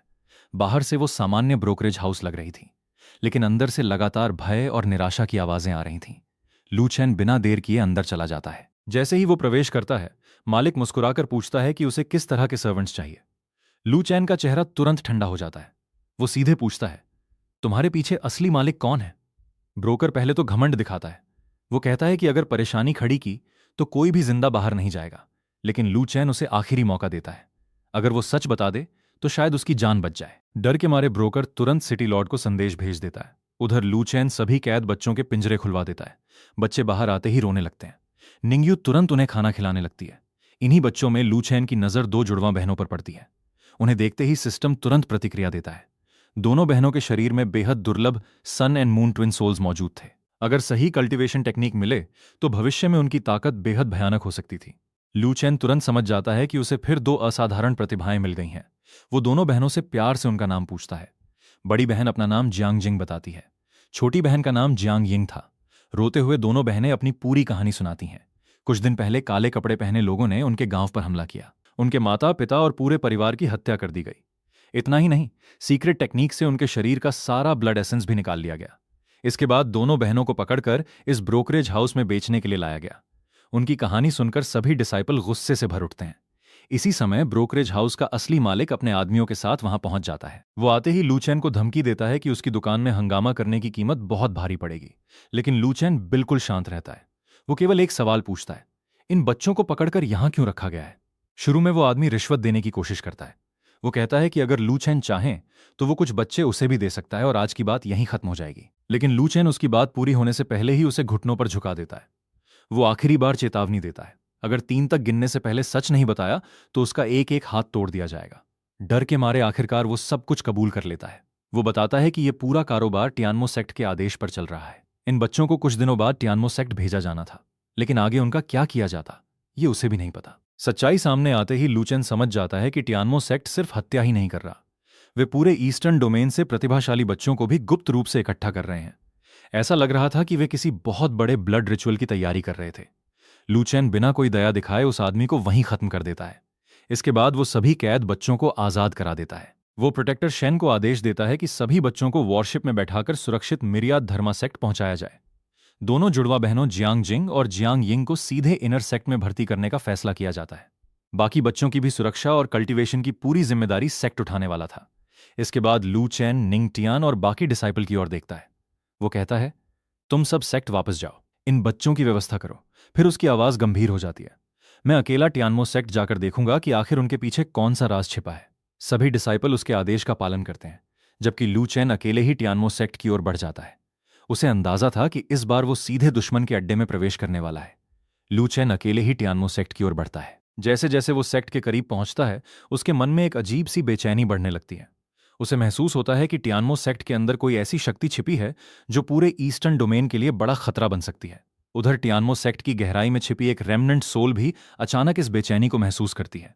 वो सोचने लगती है कि ब्लड स्टोन की शक्ति से उसकी कल्टीवेशन लगभग क्वाजी एम्परर स्तर तक पहुंच चुकी है। फिर आखिर इस पूरे महाद्वीप में ऐसा कौन हो सकता है जो उसे खतरे का एहसास करा सके? कुछ पल बाद वो खुद को समझाता है कि शायद ये केवल उसका भ्रम है। आखिर केवल 2 बार और ब्लड सैक्रिफाइस पूरा हो जाए तो उसकी असली ताकत पूरी तरह लौट आएगी। उसी समय लू चेन बिना किसी डर के सीधे टियानमो सेक्ट के मुख्य द्वार पर पहुंच जाता है। गेट गार्ड्स उसे रोकते हैं और गुस्से में पूछते हैं कि वो कौन है, लेकिन लू चेन केवल एक ही बात कहता है, अपने सेक्ट मास्टर को बाहर बुलाओ। गार्ड्स उसकी बात सुनकर हंस पड़ते हैं। वे कहते हैं कि उनके सेक्ट मास्टर से कोई भी साधारण आदमी नहीं मिल सकता। इतना कहकर वे माउंटेन फॉर्मेशन सक्रिय कर देते हैं और पूरे सेक्ट में खतरे का संकेत भेज देते हैं। कुछ ही क्षणों में टियानमो सेक्ट का सेक्ट मास्टर अपने एल्डर्स के साथ बाहर आ जाता है। वो लू चेन को पहचानता नहीं और पूछता है कि आखिर वो उनके सेक्ट में अकेला आकर परेशानी क्यों खड़ी कर रहा है। लू चेन शांत स्वर में अपना परिचय देता है। मैं मिरियड धर्मा सेक्ट का सेक्ट मास्टर लू चेन हूं। इसके बाद वो टियानमो सेक्ट के सारे अपराध एक एक करके गिनाना शुरू करता है। सीक्रेट रियल्म में उसके डिसाइपल्स पर हमला, म्यू छिंगचेंग की हत्या की साजिश, इंपीरियल डायनेस्टी में सेंट एक्सपर्ट्स भेजना, निर्दोष बच्चों का अपहरण और पूरे ईस्टर्न डोमेन में ब्लड सैक्रिफाइस की तैयारी। अब वो इन सब का हिसाब लेने आया था। ये सुनते ही टियानमो सेक्ट का सेक्ट मास्टर तुरंत हमला करने का आदेश दे देता है। दोनों लेट सेंट धर्मा प्रोटेक्टर्स एक साथ लू चैन पर टूट पड़ते हैं, लेकिन अगले ही पल लू चैन अपनी तलवार निकालता है, सिर्फ एक बार, और दोनों लेट सेंट एक्सपर्ट्स वहीं मारे जाते हैं। पूरा टियानमो सेक्ट सन्न रह जाता है। कोई भी विश्वास नहीं कर पाता कि उनके सबसे शक्तिशाली प्रोटेक्टर्स एक ही स्वॉर्ड स्ट्राइक में खत्म हो गए। सेक्ट मास्टर पहली बार घबराने लगता है। अब वो लड़ाई रोकने की कोशिश करता है। वो कहता है कि शायद दोनों सेक्ट्स के बीच कोई गलतफहमी हुई है। अगर लू चेन चाहे तो टियानमो सेक्ट मुआवजा देने के लिए तैयार है। लेकिन लू चेन उसकी तरफ देखकर ठंडी आवाज में कहता है, जब तुम मेरे डिसाइपल्स को मारना चाहते थे तब तुम्हें समझौता याद नहीं आया। अब जब हार सामने दिख रही है तब शांति की बात कर रहे हो। इतना कहकर वो फिर हमला कर देता है। कुछ ही क्षणों में टियानमो सेक्ट के दोनों लेट सेंट एल्डर्स भी मारे जाते हैं। अब पूरा सेक्ट युद्ध में उतर जाता है। अनगिनत कल्टिवेटर्स एक साथ लू चेन पर हमला करते हैं, लेकिन उसकी तलवार के सामने कोई भी टिक नहीं पाता। हर वार के साथ दर्जनों दुश्मन गिरने लगते हैं। उधर दूर खड़े निंगटियान और बाकी डिसाइपल अपने मास्टर की ताकत देखकर दंग रह जाते हैं। निंगयू उत्साहित होकर कहती है कि जब वो बड़ी होगी तो बिल्कुल मास्टर जैसी ताकत हासिल करेगी। तभी अचानक टियानमो सेक्ट की सबसे गहरी गुफा से एक भयानक ऑरा फैलती है। एक प्राचीन रेमनेंट सोल बाहर निकलती है। वो खुद को सोल डिवोरिंग एंसेस्टर बताती है। वो वही डीमन एक्सपर्ट था जो 1 लाख साल पहले घायल होकर बच गया था। तब से वो लगातार ब्लड सैक्रिफाइस के जरिए अपनी कल्टीवेशन वापस लाने की कोशिश कर रहा था। वो लू चैन को अपने साथ जुड़ने का प्रस्ताव देता है। अगर लू चैन उसकी मदद करे तो वो उसे डीमन क्लैन का सबसे ऊंचा पद देने को तैयार था, लेकिन लू चैन हांस पड़ता है। वो कहता है कि मिरियाद धर्मा सेक्ट का सेक्ट मास्टर होकर डीमन क्लैन का नौकर बनने की बात केवल एक मूर्ख ही सोच सकता है। इसके बाद लू चैन सीधे सोल डिवोरिंग एंसेस्टर की असली पहचान बता देता है। वो कहता है कि 1 लाख साल पहले सील होने के बाद से वो लगातार इंसानों की सोल्स इकट्ठी कर रहा था ताकि डीमन वर्ल्ड का रास्ता दोबारा खोला जा सके। अपना सारा राज खुलता देखकर सोल डिवोरिंग एंसेस्टर भी चौंक जाता है। उसे समझ नहीं आता कि लू चैन को इतनी पुरानी बातें कैसे पता हैं। गुस्से में वो अपनी पूरी ताकत से हमला कर देता है। भयानक डिमोनिक ऑरा पूरे टियानमो सेक्ट में फैल जाती है, लेकिन लू चैन बिल्कुल नहीं घबराता। वो अपनी एम्परर वेपन निकालता है। दोनों के बीच भयंकर युद्ध शुरू हो जाता है। कुछ ही वारों के बाद लू चैन सोल डिवोरिंग एंसेस्टर की सारी रक्षा तोड़ देता है। आखिरकार अंतिम स्वॉर्ड स्ट्राइक के साथ सोल डिवोरिंग एंसेस्टर हमेशा के लिए नष्ट हो जाता है। उसके मरते ही ब्लड फॉर्मेशन टूट जाती है। पूरा टियानमो सेक्ट कांपने लगता है।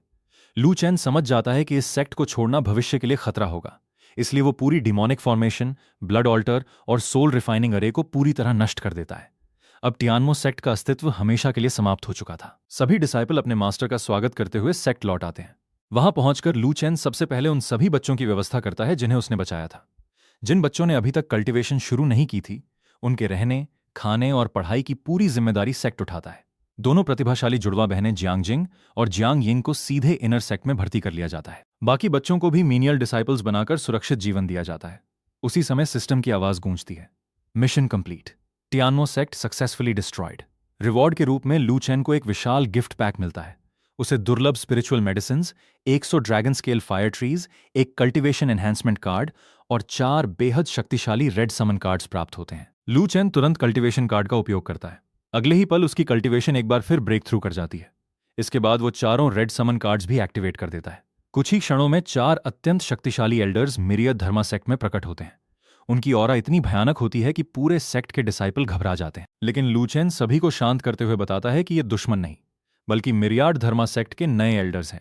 4 एल्डर सम्मानपूर्वक लू चैन को प्रणाम करते हैं और सेक्ट की सेवा करने की शपथ लेते हैं।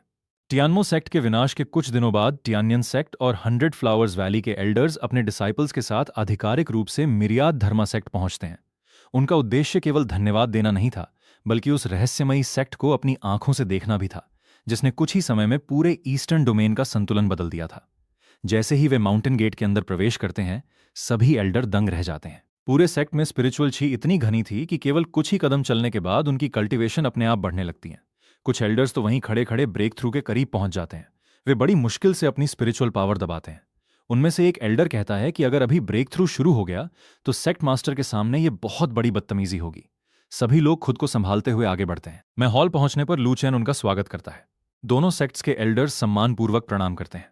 लू चैन भी बिना किसी घमंड के उन्हें बैठने के लिए कहता है। प्रोटेक्टर शेन सभी मेहमानों के लिए स्पिरिट टी लेकर आता है। दोनों सेक्ट्स के एल्डर्स बताते हैं कि सीक्रेट रियल्म के दौरान अगर मिर्याद धर्मा सेक्ट के डिसाइपल उनकी मदद न करते तो शायद उनके कई प्रतिभाशाली डिसाइपल्स वापस कभी नहीं लौट पाते। लू चेन मुस्कुराकर कहता है कि डिमोनिक कल्टिवेटर्स का नाश करना हर ऑर्थोडॉक्स कल्टिवेटर का कर्तव्य है। इसके बाद वो निंगटियान को बुलाता है। दोनों सेक्ट्स के डिसाइपल तुरंत निंगटियान और उसके साथियों का धन्यवाद करते हैं। निंगटियान विनम्रता से कहता है कि उन्होंने केवल वही किया जो एक सच्चे कल्टिवेटर को करना चाहिए। इसके बाद लू चेन आदेश देता है कि अगले दिन निंगटियान दोनों सेक्ट्स के युवा डिसाइपल्स को पूरा मिर्याद धर्मा सेक्ट घुमाएगा। उधर मैन हॉल में लू चेन स्वयं दोनों सेक्ट लीडर्स के साथ बातचीत जारी रखता है। स्पिरिट टी और स्पिरिट फ्रूट्स परोसे जाते हैं। जैसे ही दोनों एल्डर टी की पहली चुस्की लेते हैं वे भीतर की स्पिरिचुअल एनर्जी महसूस करके स्तब्ध रह जाते हैं। उनके लिए एक साधारण कप टी भी दुर्लभ ट्रेजर से कम नहीं था। बातों बातों में लू चेन टियानमो सेक्ट का जिक्र करता है। वो शांत स्वर में कहता है कि टियानमो सेक्ट अब पूरी तरह समाप्त हो चुका है। कुछ पल के लिए पूरा हॉल शांत हो जाता है। दोनों एल्डर्स एक दूसरे का चेहरा देखने लगते हैं। वे यकीन ही नहीं कर पाते कि इतनी बड़ी डीमन फोर्स को लू चेन ने अकेले नष्ट कर दिया। लू चेन फिर बताता है कि सीक्रेट रियल्म में उसके डिसाइपल्स पर हमला हुआ। उसके बाद हेवनली डोमेन डायनेस्टी में भी म्यू चिंगचेंग पर घात लगाकर हमला करने की कोशिश की गई। फिर उसने टियानमो सेक्ट के ब्लड सैक्रिफाइस का राज भी खोज निकाला। इसीलिए उसने पूरे सेक्ट को हमेशा के लिए मिटा दिया। दोनों सेक्ट लीडर्स ये सुनकर तुरंत फैसला करते हैं। अब जबकि टियानमो सेक्ट खत्म हो चुका है, अगला लक्ष्य ब्लेजिंग फायर गेट होना चाहिए। आखिर वही सेक्ट टियानमो सेक्ट के साथ मिलकर डिमोनिक कल्टिवेटर्स की मदद कर रहा था। लू चेन भी उनकी बात से सहमत हो जाता है, लेकिन वो कहता है कि जल्दबाजी नहीं करनी चाहिए। पहले पूरी जानकारी इकट्ठा की जाएगी, उसके बाद एक ही बार में पूरे ब्लेजिंग फायर गेट का अंत किया जाएगा। इसके बाद दोनों सेक्ट्स लू चेन को धन्यवाद स्वरूप कई दुर्लभ ट्रेजर्स और रिसोर्सेज भेंट करते हैं। लू चेन बिना औपचारिकता किए प्रोटेक्टर शेन को उन्हें स्वीकार करने का आदेश दे देता है। बैठक समाप्त होने के बाद दोनों सेक्ट्स के एल्डर मिर्याद धर्मा सेक्ट से बाहर निकलते हैं। बाहर आते ही सभी गहरी सांस लेते हैं। उनमें से एक एल्डर कहता है कि लू चेन के सामने बैठना ऐसा था जैसे किसी अथाह महासागर के सामने बैठना। वो उसकी कल्टीवेशन का जरा भी अंदाजा नहीं लगा पाया। दूसरा एल्डर कहता है कि केवल लू चेन ही नहीं बल्कि उसके सेक्ट के एल्डर्स भी रहस्यमयी हैं। वो किसी एक की भी असली ताकत नहीं देख सका। सभी इस बात पर सहमत होते हैं कि मिर्याद धर्मा सेक्ट का वातावरण किसी सेक्रेड लैंड से भी कई गुना बेहतर है। अगर कोई वहां केवल एक दिन कल्टीवेशन करे तो बाहर कई दिनों की साधना के बराबर परिणाम मिल सकते हैं। वे तय करते हैं कि सेक्ट लौटकर अपने सेक्ट मास्टर को आज की हर बात विस्तार से बताएंगे। इसी दौरान मिर्याद धर्मा सेक्ट का एक डिसाइपल रोते हुए ग्रैंड एल्डर के पास पहुंचता है। वो बताता है कि जब वो अपने गांव लौटा तो वहां का पूरा गांव खत्म हो चुका था। सैकड़ों लोग बेरहमी से मारे गए थे। जांच करने पर उसे पता चला कि केवल उसका गांव ही नहीं बल्कि आसपास के कई छोटे गांव और छोटे सेक्ट्स भी इसी तरह नष्ट किए जा चुके हैं। ग्रैंड एल्डर तुरंत पूरी बात लू चेन को बताता है। सारी जानकारी सुनने के बाद लू चेन समझ जाता है कि टियानमो सेक्ट खत्म होने के बावजूद ईस्टर्न डोमेन में अभी भी कई ईवल कल्टिवेटर्स सक्रिय हैं। वो तुरंत नया आदेश जारी करता है। मिशन हॉल में विशेष बाउंटी मिशंस लगाए जाएंगे। अब मिर्याद धर्मा सेक्ट के डिसाइपल छोटे छोटे ग्रुप्स बनाकर ईस्टर्न डोमेन में जाएंगे। वे ईवल कल्टिवेटर्स का शिकार करेंगे, लोगों की रक्षा करेंगे और साथ ही वास्तविक बैटल एक्सपीरियंस भी प्राप्त करेंगे। लेकिन लू चेन एक महत्वपूर्ण नियम भी बनाता है। हर डिसाइपल के पीछे गुप्त रूप से एक एल्डर रहेगा। अगर डिसाइपल सचमुच जीवन मृत्यु की स्थिति में पहुंच जाए तभी एल्डर हस्तक्षेप करेगा। बाकी समय उन्हें अपने दम पर लड़ना होगा। इसी के साथ लू चेन एक और आदेश देता है। पूरे ईस्टर्न डोमेन के सभी प्रसिद्ध ईवल कल्टिवेटर्स, डीमन सेक्ट्स और रोग एक्सपर्ट्स की जानकारी इकट्ठा की जाए। अब समय आ गया था कि मिर्याद धर्मा सेक्ट पूरे ईस्टर्न डोमेन को डिमोनिक फोर्सेस से पूरी तरह मुक्त करे। उधर ईस्टर्न डोमेन के एक गुप्त स्थान पर कई ईवल कल्टिवेटर्स इकट्ठा होते हैं। वे चर्चा करते हैं कि टियानमो सेक्ट के नष्ट होने के बाद सभी ऑर्थोडॉक्स सेक्ट सतर्क हो चुके हैं। अब छोटे गांवों पर हमला करना ठीक नहीं होगा। आगे से वे अकेले घूमने वाले रोग कल्टिवेटर्स और कमजोर एक्सपर्ट्स को निशाना बनाएंगे ताकि किसी को शक भी ना हो और ब्लड एसेंस इकट्ठा करना भी जारी रहे। उसी समय टियानबाओ पवेलियन में ब्लेजिंग फायर गेट का एक एल्डर पहुंचता है। वो पहले अपने सेक्ट द्वारा मंगाए गए रिसोर्सेज के बारे में पूछता है। इसके बाद वो पवेलियन मास्टर से एक अलग सवाल करता है। हाल ही में ईस्टर्न डोमेन में लगातार हो रहे नरसंहारों के पीछे कौन सी ईवल फोर्सेस सक्रिय हैं? उसे अंदाजा भी नहीं था कि इस सवाल का जवाब आने वाली लड़ाइयों की दिशा पूरी तरह बदलने वाला था। मिर्याद धर्मा सेक्ट के डिसाइपल अलग अलग टीम्स बनाकर पूरे ईस्टर्न डोमेन में ईवल कल्टिवेटर्स की तलाश कर रहे थे। लू चेन का आदेश साफ था, जहां भी निर्दोष लोगों पर अत्याचार हो वहां तुरंत कार्रवाई की जाए। इसी दौरान सेक्ट का एक एल्डर जानकारी जुटाने के लिए टियानबाओ पवेलियन पहुंचता है। वो पवेलियन मास्टर से पूछता है कि आखिर ईस्टर्न डोमेन में लगातार हो रहे नरसंहारों के पीछे कौन सी ईवल फोर्स हो सकती है। पवेलियन मास्टर गंभीर स्वर में बताता है कि टियानमो सेक्ट तो नष्ट हो चुका है, लेकिन वो अकेला डिमोनिक सेक्ट नहीं था। ईस्टर्न डोमेन में अभी भी नेदरवर्ल्ड सेक्ट और शिक्षवान सेक्ट जैसी कई संदिग्ध ताकतें मौजूद हैं। खासकर शिक्षवान सेक्ट सबसे ज्यादा शक के घेरे में है। ये सेक्ट कैंगवू प्रीफेक्चर में स्थित है और लंबे समय से ईवल कल्टिवेशन टेक्निक्स का अभ्यास करता आया है। एल्डर सारी जानकारी लेकर तुरंत मिरियाद धर्मा सेक्ट लौट आता है। उधर मिरियाद धर्मा सेक्ट के डिसाइपल भी बाहर इन्वेस्टिगेशन कर रहे थे, लेकिन उन्हें लगातार कोई ठोस सुराग नहीं मिल रहा था। तभी अचानक एक टीम को कुछ संदिग्ध कल्टीवेटर्स दिखाई देते हैं। उनके शरीर से गहरी डिमोनिक ऑरा निकल रही थी। डिसाइपल तुरंत उन्हें रोक लेते हैं, लेकिन वे लोग बिना कुछ बोले हमला कर देते हैं। कुछ ही पलों में दोनों पक्षों के बीच भयंकर लड़ाई शुरू हो जाती है। मिरियाद धर्मा सेक्ट के डिसाइपल अपनी सीखी हुई टेक्निक्स का उपयोग करते हुए उन्हें पूरी तरह दबा देते हैं। उनमें से एक evil cultivator purple mention realm का एक्सपर्ट था। उसे अपनी ताकत पर पूरा घमंड था, लेकिन निंग टियान एक ही मुक्के में उसकी सारी स्पिरिचुअल डिफेंस तोड़ देता है। वो आदमी जमीन पर गिरकर हैरान रह जाता है। उसे विश्वास ही नहीं होता कि उसकी कल्टीवेशन इतनी आसानी से खत्म की जा सकती है। पहले तो सभी ईवल कल्टीवेटर्स झूठ बोलते हैं। वे खुद को साधारण रोग कल्टीवेटर्स बताते हैं जो केवल राह चलते लोगों को लूटते हैं। लेकिन मिरियाड धर्मा सेक्ट के डिसाइपल उनकी बातों में नहीं आते। पूछताछ कड़ी होने पर आखिरकार उनमें से एक डरकर सच बता देता है। वो स्वीकार करता है कि वे सभी शिक्षवान सेक्ट के एल्डर हैं। उनका असली काम कल्टीवेटर्स की सोल और एसेंस ब्लड इकट्ठा करना है। उसी वजह से कैंगवू प्रीफेक्चर के छोटे गांव और कई छोटे सेक्ट्स पूरी तरह खत्म कर दिए गए। ये सुनते ही सभी डिसाइपल के चेहरे पर गुस्सा साफ दिखाई देने लगता है। निंग टियान तुरंत फैसला करता है, ये मामला अब केवल इन्वेस्टिगेशन का नहीं रहा, अब पूरे शिक्षवान सेक्ट को खत्म करना होगा। वो तुरंत सेक्ट टोकन के जरिए संदेश भेजता है। सभी मिरियद धर्मा सेक्ट के डिसाइपल तुरंत शिक्षवान सेक्ट के पास इकट्ठा हों। कुछ ही समय में पूरे क्षेत्र में मौजूद डिसाइपल वहां पहुंचने लगते हैं। इधर शिक्षवान सेक्ट के अंदर भी खबर पहुंच जाती है कि बाहर भेजी गई उनकी टीम मारी जा चुकी है। सेक्ट मास्टर पहले तो इसे साधारण घटना समझता है, लेकिन जब सोल हॉल से पुष्टि होती है कि उनकी पूरी टीम खत्म हो चुकी है, तो वो सभी बाहरी एल्डर्स को वापस बुलाने का आदेश देता है। साथ ही ब्लड एसेंस इकट्ठा करने का काम भी तुरंत रोक दिया जाता है। लेकिन तब तक बहुत देर हो चुकी थी। मिरियाड धर्मा सेक्ट के डिसाइपल पहले ही शिक्षवान सेक्ट को चारों तरफ से घेर चुके थे। ग्रैंड एल्डर भी स्वयं वहां पहुंच जाता है। वो ऊंची आवाज में आदेश देता है, आज एक भी ईवल कल्टीवेटर जिंदा नहीं बचना चाहिए। युद्ध शुरू होते ही शिक्षवान सेक्ट के डिसाइपल घबराकर भागने लगते हैं, लेकिन मिरियाद धर्मा सेक्ट के डिसाइपल किसी को भी भागने का मौका नहीं देते। पूरे सेक्ट में भीषण युद्ध छिड़ जाता है। शिक्षवान सेक्ट का सेक्ट मास्टर खुद सामने आता है। वो गुस्से में चिल्लाता है कि जिसने भी उसके सेक्ट पर हमला किया है, आज वो बिना खबर के मरेगा। लेकिन उसका घमंड कुछ ही क्षणों में टूट जाता है। ग्रैंड एल्डर एक ही वार में उसकी सारी ताकत दबा देता है। गुस्से में शिक्षवान सेक्ट का सेक्ट मास्टर अपना आखिरी सहारा निकालता है। वो अपने जेड स्टाफ के अंदर छिपी सेज रेमनेंट सोल को बाहर बुला लेता है। भयानक सेज ऑरा पूरे युद्ध क्षेत्र में फैल जाती है, लेकिन ग्रैंड एल्डर जरा भी नहीं घबराता। वो मुस्कुराकर कहता है, सिर्फ एक सेज की बची हुई आत्मा, और वो भी ईवल कल्टीवेटर की। क्या तुम सच में सोचते हो कि इससे मिरियाड धर्मा सेक्ट डर जाएगा? इतना सुनते ही रेमनेंट सोल समझ जाती है कि सामने वाले की ताकत उससे कहीं ऊपर है। वो तुरंत हाथ जोड़कर अपनी जान की भीख मांगने लगती है। वो कहती है कि अगर उसे छोड़ दिया जाए तो वो हमेशा के लिए मिरियाड धर्मा सेक्ट की सेवा करेगी। लेकिन ग्रैंड एल्डर ठंडी आवाज में जवाब देता है, जिसने अनगिनत निर्दोष लोगों की जान ली हो, उसे जीने का कोई अधिकार नहीं। अगले ही पल वो रेमनेंट सोल को भी पूरी तरह नष्ट कर देता है। लीडर के मरते ही शिक्षवान सेक्ट पूरी तरह टूट जाता है। बाकी ईवल कल्टीवेटर्स भागने की कोशिश करते हैं, लेकिन मिरियद धर्मा सेक्ट के डिसाइपल किसी को भी बचकर निकलने नहीं देते। कुछ ही समय में पूरा शिक्षवान सेक्ट इतिहास बन जाता है। इसके बाद सभी डिसाइपल सेक्ट के अंदर मौजूद हर ब्लड फॉर्मेशन, सोल रिफाइनिंग अरे और ईवल कल्टीवेशन टेक्निक को नष्ट कर देते हैं। साथ ही वहां जमा किए गए सभी कल्टीवेशन रिसोर्सेज अपने साथ ले लेते हैं। जब पूरी सफाई हो जाती है, तब ग्रैंड एल्डर मिरियाद धर्मा सेक्ट लौटकर लू चैन को पूरी रिपोर्ट देता है। लू चैन उनकी कार्रवाई से संतुष्ट होता है, लेकिन वो समझ चुका था कि भविष्य में और भी बड़े दुश्मन सामने आने वाले हैं। इसीलिए वो पूरे सेक्ट में एक नई घोषणा करता है। 1 महीने बाद मिरियाद धर्मा सेक्ट का पहला ग्रैंड सेक्ट कॉम्पिटिशन आयोजित किया जाएगा। इस कॉम्पिटिशन में मीनियल डिसाइपल, आउटर डिसाइपल और इनर डिसाइपल तीनों श्रेणियों के लिए अलग अलग मुकाबले होंगे।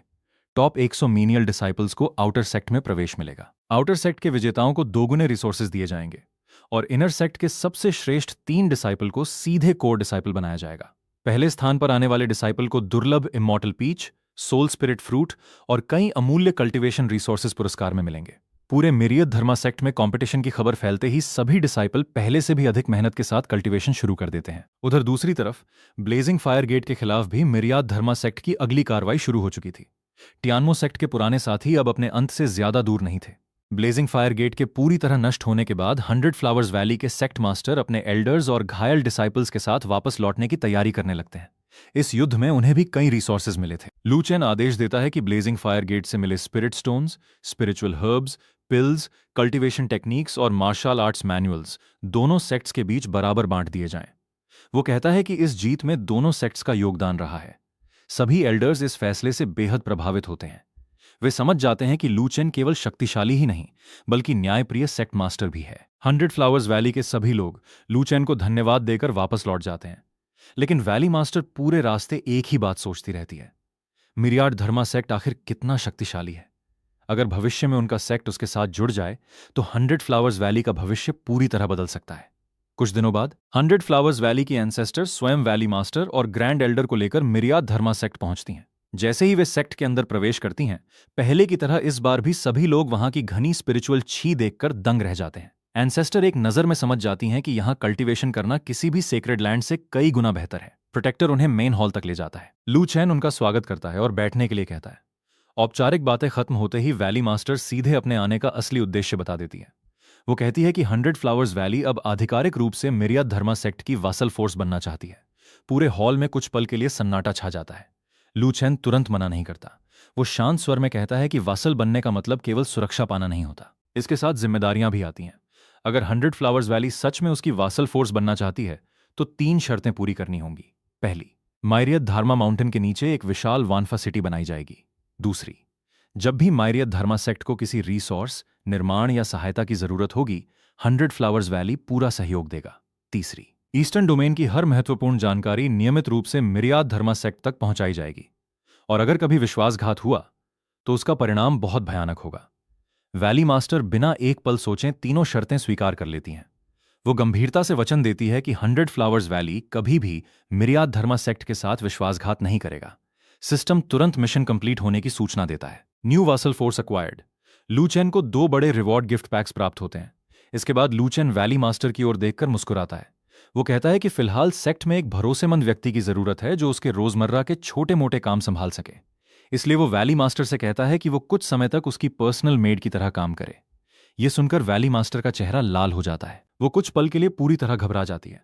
उसे लगता है कि शायद लू चेन का कोई और मतलब है, लेकिन प्रोटेक्टर शेन हंसते हुए समझाता है कि सेक्ट मास्टर का मतलब केवल टी सर्व करना, डेली स्केड्यूल संभालना और कुछ प्रशासनिक काम देखना है, इसमें और कुछ नहीं। वैली मास्टर राहत की सांस लेती है। वो सम्मानपूर्वक यह जिम्मेदारी स्वीकार कर लेती है। इसी समय लू चेन सभी मेहमानों को एनलाइटमेंट टी और दुर्लभ स्पिरिट फ्रूट्स परोसने का आदेश देता है। जैसे ही सभी पहली चुस्की लेते हैं, उनके चेहरों पर आश्चर्य साफ दिखाई देने लगता है। सिर्फ एक कप टी से उनकी वर्षों पुरानी कल्टीवेशन बॉटलनेक हिलने लगती है। एंसेस्टर की आंखों में खुशी के आंसू आ जाते हैं। वो कहती हैं कि इस टी की एक कप दशकों की कठिन कल्टीवेशन के बराबर है। लू चेन मुस्कुराकर उन्हें एक इमॉर्टल पीच भी देता है। एंसेस्टर भावुक होकर कहती हैं कि उनकी आयु अब बहुत कम बची है। ये इमॉर्टल पीच उन्हें नई जिंदगी दे सकता है। लू चेन कहता है कि अब 100 फ्लावर्स वैली उसकी वासल फोर्स है, इसलिए उनकी सुरक्षा की जिम्मेदारी भी मिरियत धर्मा सेक्ट की है। अगर भविष्य में कोई संकट आए तो केवल टोकन के माध्यम से संदेश भेजना होगा। मिरियत धर्मा सेक्ट तुरंत सहायता के लिए पहुंच जाएगा। इसके बाद लू चेन एक और बड़ा फैसला सुनाता है। अब से 100 फ्लावर्स वैली हर साल अपने 10 सबसे प्रतिभाशाली डिसाइपल्स को मिरियत धर्मा सेक्ट भेज सकेगा। वे यहां मीनियल डिसाइपल की तरह रहकर कल्टीवेशन करेंगे। अगर आगे बढ़ना होगा तो उन्हें कंट्रीब्यूशन पॉइंट्स कमाने होंगे, बिल्कुल मिरियत धर्मा सेक्ट के डिसाइपल की तरह। वैली मास्टर और सभी एल्डर्स इस निर्णय से बेहद खुश हो जाते हैं। इसके बाद वानफा सिटी के निर्माण की योजना पर चर्चा होती है। लू चैन कहता है कि शहर जितना बड़ा बनाया जा सके उतना अच्छा होगा। शहर के बीचों बीच एक विशाल अरीना बनाया जाएगा। शहर के अंदर किसी भी तरह की लड़ाई की अनुमति नहीं होगी। अगर किसी को विवाद सुलझाना है तो अरीना में जाकर मुकाबला करना होगा। इस तरह भविष्य में वानफा सिटी पूरे ईस्टर्न डोमेन का सबसे सुरक्षित कल्टीवेशन सिटी बनेगा। सभी योजनाएं तय होने के बाद 100 फ्लावर्स वैली वापस लौटने की तैयारी करती है, लेकिन वैली मास्टर को वहीं रुकना पड़ता है। बाकी एल्डर्स वापस चले जाते हैं। रास्ते में 100 फ्लावर्स वैली की एंसेस्टर बेहद खुश दिखाई देती हैं। वो कहती हैं कि अगर आने वाले कुछ वर्षों तक उनका सेक्ट मिरियत धर्मा सेक्ट के साथ बना रहा तो 100 फ्लावर्स वैली में कई सेंट रियल्म एक्सपर्ट्स पैदा हो जाएंगे। उनका सेक्ट इतिहास का सबसे शक्तिशाली दौर देखेगा। उधर मिरियत धर्मा सेक्ट में वैली मास्टर अभी भी सोच रही होती है कि लू चेन ने उसे अपने पास क्यों रखा। उसे लगता है कि शायद सेक्ट मास्टर उससे नाराज है, लेकिन लू चेन मुस्कुराकर कहता है कि उसने उसे इसलिए रोका क्योंकि वो उस पर भरोसा करता है। वो नहीं चाहता कि इतनी प्रतिभाशाली व्यक्ति केवल चाय परोसने या साधारण कामों में अपना समय बर्बाद करे, बल्कि भविष्य में उसे सेक्ट के महत्वपूर्ण प्रशासनिक काम संभालने होंगे। वैली मास्टर ये सुनकर भावुक हो जाती है। उसे एहसास होता है कि लू चेन हमेशा दूर की सोचता है। उसी समय सिस्टम फिर सक्रिय होता है। Mission rewards ready. लू चेन दोनों गिफ्ट पैक्स खोलता है। उसे 4 रेड रैंक समन कार्ड्स, एक सुप्रीम सॉर्ड डाउ टेक्निक, दुर्लभ बॉडी रिफाइनमेंट मटेरियल्स, शक्तिशाली फॉर्मेशन मटेरियल्स और कई विशेष रिसोर्सेज प्राप्त होते हैं। लू चेन मुस्कुराता है। उसे पता था मिरियाद धार्मा सेक्ट की ताकत अभी और भी तेजी से बढ़ने वाली है। सिस्टम से मिले रिवॉर्ड्स खोलने के बाद लू चेन कुछ देर तक चुपचाप खड़ा रहता है, लेकिन जब उसकी नजर आखिरी 2 रिवॉर्ड्स पर पड़ती है तो उसका चेहरा अजीब हो जाता है। सिस्टम ने उसे कल्टीवेशन रिसोर्सेज के साथ कुछ ऐसे कपड़े भी दे दिए थे जिनका कल्टीवेशन से दूर दूर तक कोई संबंध नहीं था। लू चेन तुरंत सिस्टम को डांटता है और पूछता है कि आखिर ये बेकार रिवॉर्ड्स किस लिए हैं। सिस्टम मजाकिया अंदाज में जवाब देता है कि होस्ट को फायदा मिल रहा है, फिर भी वो शिकायत कर रहा है। इसी बीच वैली मास्टर अंदर आती है। वो लू चेन के चेहरे का अजीब भाव देखकर पूछती है कि क्या कोई बड़ी समस्या हो गई है। लू चेन तुरंत बात बदल देता है। वो कहता है कि उसे बस कुछ पुराने अप्रिय अनुभव याद आ गए थे। वैली मास्टर को लगता है कि लू चेन लगातार सेक्ट के कामों में व्यस्त रहने के कारण थक गया है। वो विनम्रता से उसके कंधे दबाने लगती है। लू चेन मुस्कुराते हुए उसकी सेवा स्वीकार कर लेता है। कुछ देर बाद वो प्रोटेक्टर शेन को बुलाता है। वो आदेश देता है कि सिस्टम से मिले सभी फॉर्मेशन मटेरियल्स और फॉर्जिंग मटेरियल्स तुरंत सेक्ट ट्रेजरी में रख दिए जाएं। इसके बाद वो नई प्राप्त सुप्रीम सॉर्ड डाउ टेक्निक भी निकालता है। जैसे ही टेक्निक उसके हाथ में आती है, अनगिनत सॉर्ड डाउ इनसाइट्स उसके मन में समाने लगते हैं। उसकी सॉर्ड कॉम्प्रिहेंशन एक बार फिर पहले से कहीं अधिक गहरी हो जाती है। सिस्टम फिर याद दिलाता है कि अभी 4 रेड रैंक समन कार्ड्स बाकी हैं। लू चेन बिना समय गंवाए उन्हें एक्टिवेट कर देता है। कुछ ही क्षणों में 4 नई आकृतियां मेन हॉल में प्रकट होती हैं। 2 लोग पूरे ईस्टर्न डोमेन के सर्वोच्च फॉर्मेशन ग्रैंड मास्टर्स थे। बाकी 2 महान आर्टिफैक्ट रिफाइनिंग ग्रैंड मास्टर्स थे। चारों सम्मानपूर्वक लू चेन के सामने झुककर प्रणाम करते हैं। उनकी ऑरा देखकर आसपास मौजूद लोग चौंक जाते हैं। चारों एल्डर्स बताते हैं कि वे 10,000 वर्ष पहले की महान आपदा के समय गहरी साधना में चले गए थे। अब सिस्टम के बुलावे पर वे दोबारा मिरियाड धर्मा सेक्ट की सेवा करने लौटे हैं। वे ईस्टर्न डोमेन को देखकर भी हैरान होते हैं। उनके अनुसार इतने वर्षों में पूरे ईस्टर्न डोमेन की कल्टीवेशन पहले की तुलना में बहुत कमजोर हो चुकी थी। लू चेन बिना समय गंवाए चारों को कोर एल्डर्स नियुक्त कर देता है। वो उन्हें आदेश देता है कि पहले पूरे सेक्ट की व्यवस्था समझें। इसके बाद फॉर्मेशन, आर्टिफैक्ट रिफाइनिंग और कल्टीवेशन इंफ्रास्ट्रक्चर को अगले स्तर तक पहुंचाएं। चारों एल्डर तुरंत आदेश स्वीकार कर लेते हैं। उधर 100 फ्लावर्स वैली की वैली मास्टर के लिए भी लू चेन नया सेक्ट रोब तैयार करवाता है। वो कहता है कि अब वो मिरियाद धर्मा सेक्ट की प्रतिनिधि है, इसलिए उसके कपड़े भी सेक्ट की पहचान के अनुसार होने चाहिए। वैली मास्टर खुशी खुशी नई ड्रेस स्वीकार कर लेती है। उसी शाम टियानबाओ पवेलियन के पवेलियन मास्टर फिर से मिरियाद धर्मा सेक्ट पहुंचते हैं। इस बार वे पहले से मंगाए गए स्पिरिट हर्ब्स, पिल्स और कल्टीवेशन रिसोर्सेज लेकर आए थे। साथ ही वे लू चेन से एक विशेष अनुरोध भी करना चाहते थे। लू चेन उन्हें बैठाकर बात सुनता है। पवेलियन मास्टर पूछते हैं कि क्या भविष्य में टियानबाओ पवेलियन भी मिरियाद धर्मा सेक्ट के साथ गहरा व्यापारिक संबंध बना सकता है। लू चेन कुछ शर्तें रखता है। पहली, टियानबाओ पवेलियन को अपना ईस्टर्न डोमेन हेडक्वार्टर्स भविष्य में बनने वाली वानफा सिटी में स्थानांतरित करना होगा। दूसरी, वानफा सिटी के निर्माण में 100 फ्लावर्स वैली की पूरी सहायता करनी होगी। पवेलियन मास्टर बिना किसी हिचकिचाहट के दोनों शर्तें स्वीकार कर लेते हैं। उन्हें अच्छी तरह पता था कि मिरियद धर्मा सेक्ट के साथ जुड़ना भविष्य के लिए सबसे बड़ा अवसर है। बात पूरी होने के बाद लू चेन उन्हें एक इमॉर्टल पीच भी उपहार में देता है। पवेलियन मास्टर भावुक होकर धन्यवाद देते हैं। कुछ ही दिनों में 100 फ्लावर्स वैली के चुने हुए 10 प्रतिभाशाली डिसाइपल भी मिरियद धर्मा सेक्ट पहुंच जाते हैं। लू चेन उन्हें आधिकारिक रूप से मीनियल डिसाइपल का दर्जा देता है। वो समझाता है कि यहां कोई भी व्यक्ति विशेष अधिकार नहीं पाएगा। अगर आगे बढ़ना है तो कॉन्ट्रीब्यूशन पॉइंट्स कमाने होंगे। सभी नए डिसाइपल खुशी खुशी ये नियम स्वीकार कर लेते हैं। इसी दौरान 100 फ्लावर्स वैली की मदद से वानफा सिटी का निर्माण भी पूरा हो जाता है। विशाल city walls, market, courtyards, arena और अनगिनत शॉप्स पूरी तरह तैयार हो चुकी थीं। अब केवल सबसे महत्वपूर्ण काम बाकी था, पूरे शहर की सुरक्षा करने वाला ग्रैंड फॉर्मेशन। लू चेन तुरंत अपने नए फॉर्मेशन ग्रैंड मास्टर्स को बुलाता है। वो उन्हें आदेश देता है कि पूरे वानफा सिटी के चारों ओर ऐसा फॉर्मेशन बनाया जाए जिसे साधारण सेंट रियल्म एक्सपर्ट भी न तोड़ सके। दोनों ग्रैंड मास्टर्स केवल 1 घंटे के भीतर पूरे शहर का फॉर्मेशन तैयार कर देते हैं। जब फॉर्मेशन एक्टिवेट होता है तो पूरा वानफा सिटी सुनहरी रोशनी से चमक उठता है। इसके बाद वे 2 विशेष फॉर्मेशन टोकन्स लू चेन को सौंपते हैं। एक टोकन पूरे वानफा सिटी को नियंत्रित करता था, दूसरा सीधे सिटी लॉर्ड मैंशन से जुड़ा हुआ था। लू चेन दोनों ग्रैंड मास्टर्स की प्रशंसा करता है। कुछ दिनों बाद आखिरकार वो दिन भी आ जाता है जिसका सभी लोग इंतजार कर रहे थे। वानफा सिटी आधिकारिक रूप से खुल जाती है। सिटी गेट पर घोषणा की जाती है, जो भी कोर्टयार्ड या शॉप किराए पर लेना चाहता है वो सिटी लॉर्ड मैंशन में आवेदन करे। शहर के अंदर किसी भी तरह की लड़ाई पूरी तरह प्रतिबंधित रहेगी। अगर 2 कल्टीवेटर्स के बीच कोई विवाद होगा तो उसे सिटी के बीच बने विशाल अरीना में हल किया जाएगा। इस नए नियम की वजह से दूर दूर से कल्टीवेटर्स वानफा सिटी आने लगते हैं। कुछ ही समय में पूरा शहर बेहद जीवंत हो जाता है। इसी दौरान एक शानदार रथ सिटी गेट के सामने आकर रुकता है। उसमें से एक घमंडी युवा बाहर निकलता है। उसके साथ कई शक्तिशाली गार्ड्स भी थे। वो सीधे सिटी लॉर्ड मैंशन पहुंचता है और आदेश देता है कि शहर का असली मालिक तुरंत उसके सामने आए। जब गार्ड उससे उसकी पहचान पूछता है तो वो घमंड से कहता है, मैं सेंट्रल प्रोविंस के इंपीरियल शाह फैमिली का यंग मास्टर हूं। वो धमकी देता है कि अगर वानफा सिटी का मालिक तुरंत उसके सामने नहीं आया तो इसके परिणाम बहुत बुरे होंगे। लेकिन तभी पीछे से एक शांत आवाज सुनाई देती है, मुझे बुलाने की जरूरत नहीं, मैं खुद आ गया हूं। और उसी क्षण लू चेन धीरे धीरे उनकी ओर बढ़ता है। वानफा सिटी की स्थापना के बाद पूरा ईस्टर्न डोमेन पहले से कहीं अधिक शांत और व्यवस्थित हो चुका था। लेकिन लू चेन जानता था कि जितनी तेजी से मिरियत धर्मा सेक्ट आगे बढ़ रहा है, उतनी ही तेजी से नए दुश्मन भी पैदा होंगे। उधर सेंट्रल प्रोविंस के इंपीरियल शाह फैमिली का यंग मास्टर अपमानित होकर अपने क्षेत्र में लौट जाता है। वो गुस्से से भरकर अपने पिता को वानफा सिटी में हुई पूरी घटना बताता है। वो कहता है कि मिरियत धर्मा सेक्ट ने इंपीरियल क्लैन की बिल्कुल भी इज्जत नहीं की, लेकिन शाह फैमिली के एल्डर उसे जल्दबाजी से रोक देते हैं। वे बताते हैं कि जिस सेक्ट की सिटी की रक्षा एक ग्रेट सेज कर रहा हो, उसके पीछे छिपी ताकत का अंदाजा लगाना आसान नहीं है। अगर बिना तैयारी के हमला किया गया तो नुकसान शाह फैमिली का भी हो सकता है। यंग मास्टर गुस्से में कहता है कि अगर फैमिली सेना नहीं भेजेगी तो वो हेवनली किल हॉल से असैसिन्स किराए पर लेगा। एल्डर समझाते हैं कि ग्रेट सेज या उससे ऊपर के एक्सपर्ट की हत्या कराने की कीमत बेहद भयानक होगी। फिलहाल सबसे सही फैसला यही है कि पहले पूरी जानकारी जुटाई जाए। उधर वानफा सिटी का विकास तेजी से होने लगता है। हर दिन नए कल्टीवेटर्स, व्यापारी और सेक्ट फोर्सेस शहर में आने लगते हैं। सिटी लॉर्ड मैंशन के अधिकारियों की रिपोर्ट के अनुसार लगभग सभी बड़े कोर्टयार्ड्स किराए पर दिए जा चुके थे। अधिकांश शॉप्स भी भर चुकी थीं। हर महीने मिलने वाला रेंट अब पूरे वानफा सिटी का खर्च आराम से चला सकता था। साथ ही टियानबाओ पवेलियन ने भी वादा निभाते हुए कल्टीवेशन रिसोर्सेज पर विशेष छूट देना शुरू कर दिया। लू चेन ये सुनकर संतुष्ट होता है। वो सिटी के अधिकारियों की मेहनत की प्रशंसा करता है और उन्हें कॉन्ट्रीब्यूशन रिवॉर्ड्स देने का आदेश देता है। इसके बाद लू चेन अकेले बैठकर शाह फैमिली के बारे में सोचता है। वो समझ जाता है कि इंपीरियल क्लैन इतनी आसानी से अपना अपमान नहीं भूलेगा। वो शांत स्वर में कहता है, अगर वे समझदारी से रहेंगे तो मैं उन्हें नहीं छेड़ूंगा, लेकिन अगर उन्होंने वानफा सेक्ट के खिलाफ कोई चाल चली तो इंपीरियल क्लैन भी इतिहास बन जाएगा। इसके बाद लू चेन सेक्ट के सभी पीक ग्रेड सेज एल्डर्स को बुलाता है।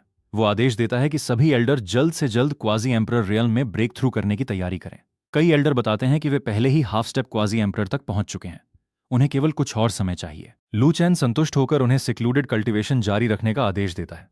इसी दौरान वैली मास्टर लू चेन के लिए टी लेकर आती है। घबराहट में उसके हाथ से टी कप गिरकर टूट जाता है। वो तुरंत घुटनों के बल बैठकर माफी मांगती है, लेकिन लू चेन मुस्कुराकर कहता है कि यह केवल एक कप है, आगे से थोड़ा ध्यान रखना। वैली मास्टर राहत की सांस लेती है।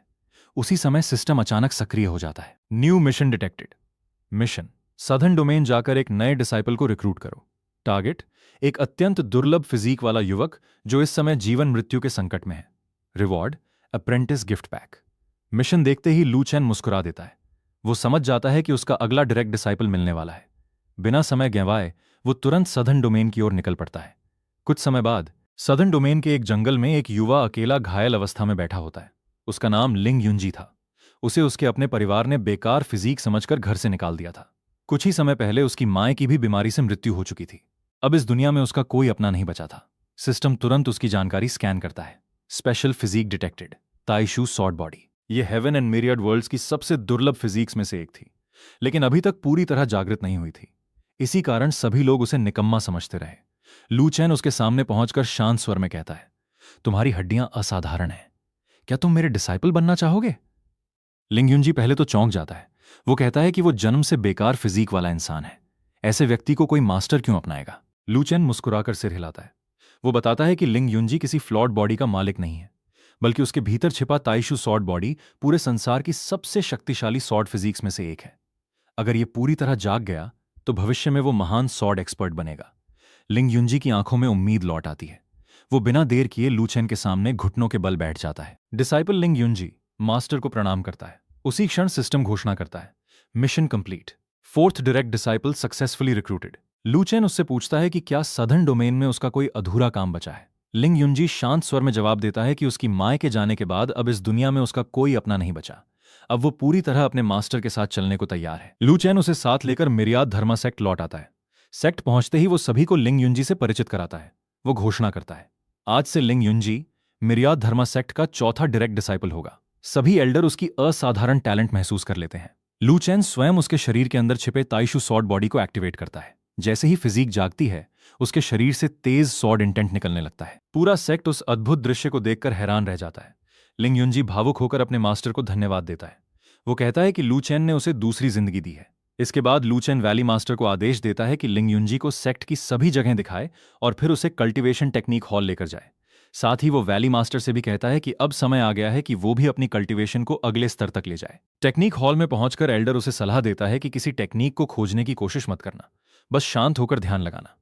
कुछ ही क्षणों में अनगिनत कल्टीवेशन टेक्निक्स अपने आप लिंग युंजी के सामने प्रकट होने लगती हैं।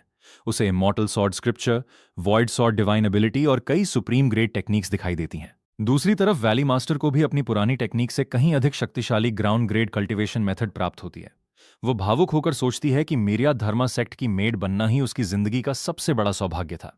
उसी समय ईस्टर्न डोमेन के बाहर कई महान शक्तियां भी मिरियाद धर्मा सेक्ट का नाम सुनने लगी थीं।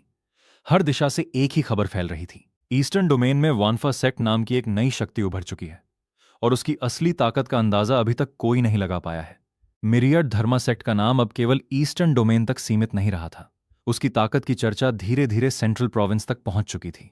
हर बड़ी शक्ति अब केवल एक ही नाम पर चर्चा कर रही थी, मिरियाड धर्मा सेक्ट। इसी दौरान सेंट्रल प्रोविंस के इंपीरियल शाह फैमिली में भी इस रहस्यमयी सेक्ट को लेकर बड़ी सभा बुलाई जाती है। शाह फैमिली के यंग मास्टर अपने पिता और तीनों एंसेस्टर्स के सामने वानफा सेक्ट में हुए अपने अपमान की पूरी कहानी सुनाता है। वो गुस्से में बताता है कि मिरियाड धर्मा सेक्ट ने न केवल उसे माउंटेन गेट से लौटा दिया, बल्कि ये तक कह दिया कि शाह फैमिली उनके सेक्ट मास्टर से मिलने के योग्य भी नहीं है। इतना ही नहीं, अगर शाह फैमिली ने कोई हरकत की तो पूरा इंपीरियल क्लैन मिटा दिया जाएगा। उसकी बात सुनते ही पूरा हॉल गुस्से से भर उठता है। शाह फैमिली के पेट्रियार्क की आंखों में ठंडी हत्या की चमक दिखाई देती है।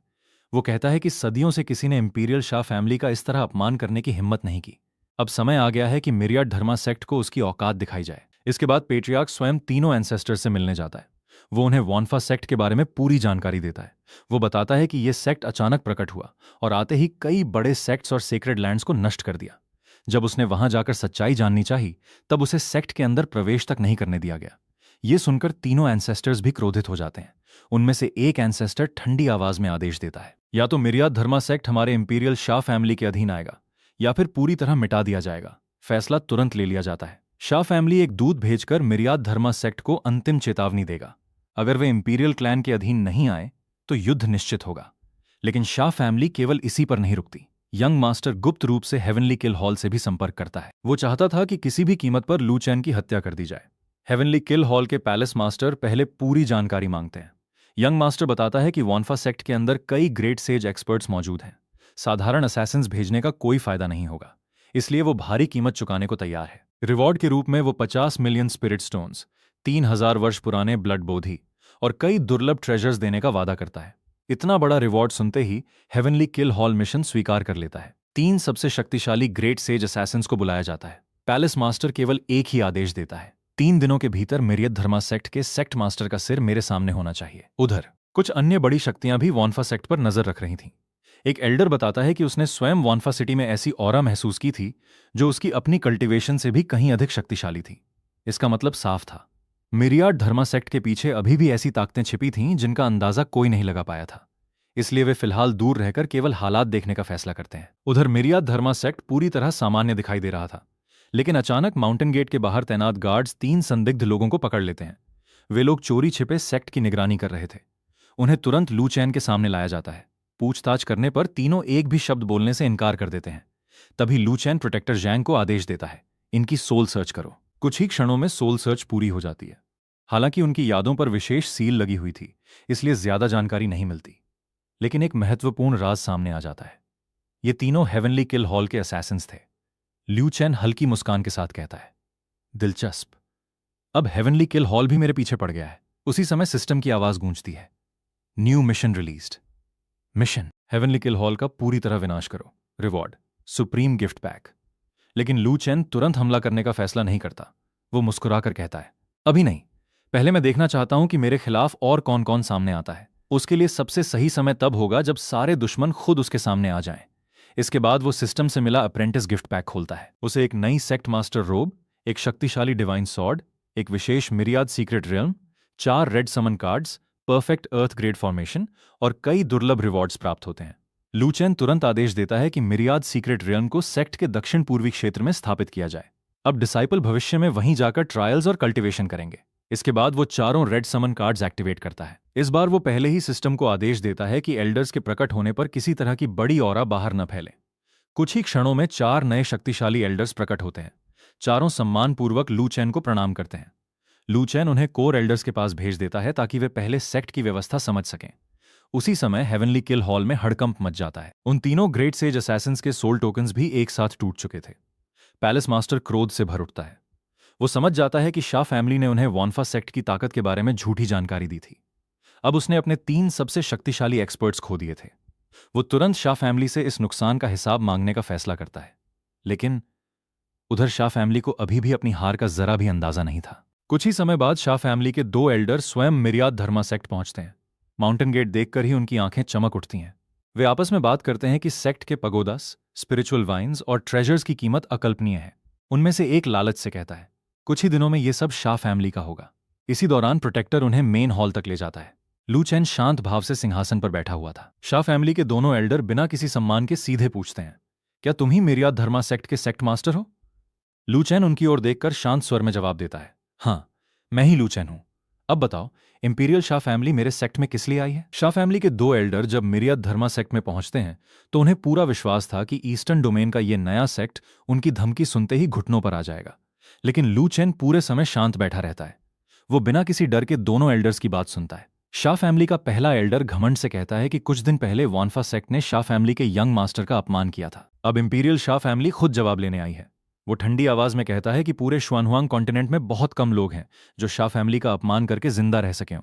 इसके बाद वो एंसेस्टर का आदेश सुनाता है, या तो मिरियाड धर्मा सेक्ट आज से शाह फैमिली का अधीनस्थ बन जाएगा या फिर इस सेक्ट का एक भी व्यक्ति जीवित नहीं बचेगा। इतना ही नहीं, वो लालच से पूरे सेक्ट की ओर देखते हुए कहता है कि माउंटेन गेट के पगोदस, स्पिरिचुअल वाइन्स, पीछे लगे स्पिरिचुअल मेडिसिन गार्डन और सेक्ट के सभी ट्रेजर्स अब शाह फैमिली की संपत्ति होंगे।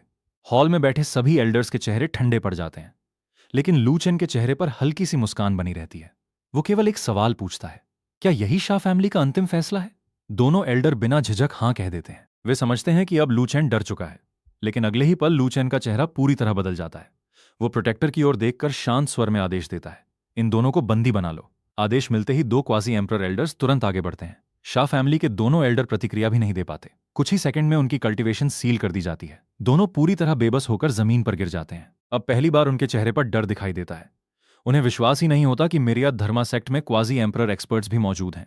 उधर कुछ एल्डर सुझाव देते हैं कि अभी इसी समय शाह फैमिली पर हमला कर देना चाहिए, लेकिन लू चेन मना कर देता है।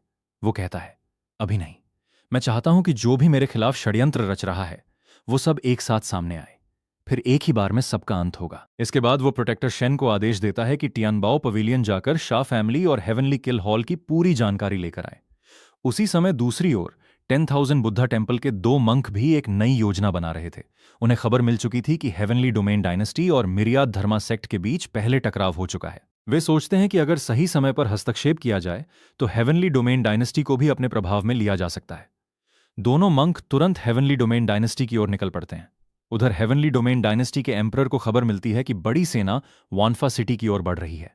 शहर के बाहर मौजूद कल्टीवेटर्स भी इस सेना को देखकर हैरान रह जाते हैं। कुछ लोग बताते हैं कि यही वही इंपीरियल आर्मी है जिसने पहले म्यू शिंगचेंग की शादी का मामला दबाने की कोशिश की थी। अब इतने सैनिक लेकर वापस आने का मतलब साफ था, वे इस बार सीधे वॉन्फा सिटी पर कब्जा करना चाहते थे। कुछ ही समय में सेना सिटी गेट के सामने पहुंच जाती है। उनका कमांडर अपना परिचय देता है, मैं हेवनली डोमेन डायनेस्टी का ग्रैंड जनरल शांगवान हूं। वो ऊंची आवाज में घोषणा करता है कि वॉन्फा सिटी हेवनली डोमेन डायनेस्टी की सीमा के अंदर बनाई गई है, इसलिए अब से शहर की सुरक्षा इंपीरियल आर्मी संभालेगी। वो सिटी गार्ड्स को आदेश देता है कि तुरंत अपने हथियार डाल दें और सिटी डिफेंस उनके हवाले कर दें। सिटी गार्ड्स उसकी बात सुनकर हंस पड़ते हैं। वे जवाब देते हैं कि वॉन्फा सिटी किसी डायनेस्टी की नहीं बल्कि मिरियाड धर्मा सेक्ट की है। अगर जनरल को कोई समस्या है तो वो पहले सेक्ट से बात करे। लेकिन जनरल और भी घमंडी हो जाता है। वो कहता है कि इंपीरियल कोर्ट ने अभी तक इस शहर पर कार्रवाई नहीं की, यही उनके लिए बहुत बड़ा एहसान था। अगर आज भी सिटी डिफेंस नहीं सौंपी गई तो पूरी सेना बलपूर्वक शहर पर कब्जा कर लेगी। इतने में 10,000 बुद्धा टेम्पल के दोनों मंक भी वहां पहुंच जाते हैं। वे जनरल का समर्थन करते हुए कहते हैं कि मिरियाद धर्मा सेक्ट को शांति से सिटी डिफेंस सौंप देनी चाहिए। वे इसे न्याय और धर्म का फैसला बताते हैं। आसपास खड़े सभी कल्टीवेटर्स ये सुनकर गुस्से से भर उठते हैं। वे समझ जाते हैं कि ये मंक केवल मध्यस्थ नहीं बल्कि इंपीरियल डायनेस्टी का खुला समर्थन कर रहे हैं। मिरियाद धर्मा सेक्ट की एल्डर GUA आगे बढ़ती है। वो दोनों मंक को कड़ी फटकार लगाती है। वो कहती है कि अगर बुद्धिस्ट सच में धर्म का पालन करते हैं तो उन्हें मंदिर में बैठकर साधना करनी चाहिए, दूसरों की संपत्ति लूटने नहीं आना चाहिए। एक मंक गुस्से में GUA पर हमला करने के लिए आगे बढ़ता है, लेकिन उसी समय एक और एल्डर उसके सामने आकर खड़ा हो जाता है। वो ठंडी आवाज में कहता है, वानफा सिटी के मामलों में दखल देने की हिम्मत किसने दी? जनरल भी अपने सैनिकों को हमला करने का आदेश दे देता है, लेकिन तभी दूर बैठे लू चैन पूरी घटना देख रहे होते हैं। उन्होंने जानबूझकर अभी तक हस्तक्षेप नहीं किया था, क्योंकि अब उन्हें आखिरकार समझ आ गया था 10,000 बुद्धा टेम्पल भी इस पूरी साजिश का हिस्सा है। उसी क्षण सिस्टम की आवाज गूंजती है, new mission released, target 10,000 Buddha temple, heavenly kill hall, heavenly domain dynasty. Mission, इन तीनों शक्तियों का पूर्ण विनाश। Reward, super gift pack. लू चैन हल्की मुस्कान देता है। वो कहता है, अब सारे मोहरे खुद मेरे सामने आ गए हैं। इसके बाद वो दो क्वाजी एम्परर एल्डर्स को आदेश देता है कि वे तुरंत बाहर जाएं और सभी मंक तथा इंपीरियल जनरल्स को खत्म कर दें। दोनों एल्डर आदेश मिलते ही बिजली की गति से सिटी गेट पर पहुंच जाते हैं। उनकी ऑरा फैलते ही पूरा युद्ध क्षेत्र कांप उठता है। जनरल और दोनों मंक पहली बार डर जाते हैं। उन्हें समझ आ जाता है कि मिरियत धर्मा सेक्ट की असली ताकत उनकी कल्पना से कहीं अधिक भयानक है। लेकिन अब बहुत देर हो चुकी थी। उन्होंने खुद मौत का दरवाजा खटखटा दिया था। वानफा सिटी के बाहर हुई लड़ाई केवल कुछ ही पलों में खत्म हो जाती है। मिरियत धर्मा सेक्ट के दो क्वाजी एम्परर एल्डर्स ने हेवनली डोमेन डायनेस्टी की सेना और 10,000 बुद्धा टेम्पल के एक्सपर्ट्स को पूरी तरह कुचल दिया। जो सैनिक अभी कुछ देर पहले घमंड से शहर पर कब्जा करने आए थे, अब वही जमीन पर घुटनों के बल बैठे कांप रहे थे। कुछ लोग भागने की कोशिश करते हैं, लेकिन उन्हें तुरंत पता चलता है कि आसपास की पूरी स्पेस पहले ही सील की जा चुकी है। कोई भी टेलीपोर्टेशन तालिस्मान काम नहीं कर रहा था। कोई भी इस जगह से भाग नहीं सकता था। कुछ ही क्षणों में सभी विरोधी पूरी तरह हार मान लेते हैं। एक एल्डर मुस्कुराकर लू चैन से कहता है कि इतनी छोटी लड़ाई अगली बार उसे अकेले संभालने दी जाए। इतनी जल्दी सब खत्म हो गया कि उसे लड़ने का मजा ही नहीं आया। लू चैन हल्की मुस्कान के साथ जवाब देता है कि अभी असली लड़ाई बाकी है। Heavenly field hall, Shah family और 10,000 बुद्धा टेम्पल अभी भी मौजूद हैं। जल्द ही उन सबकी बारी भी आने वाली है।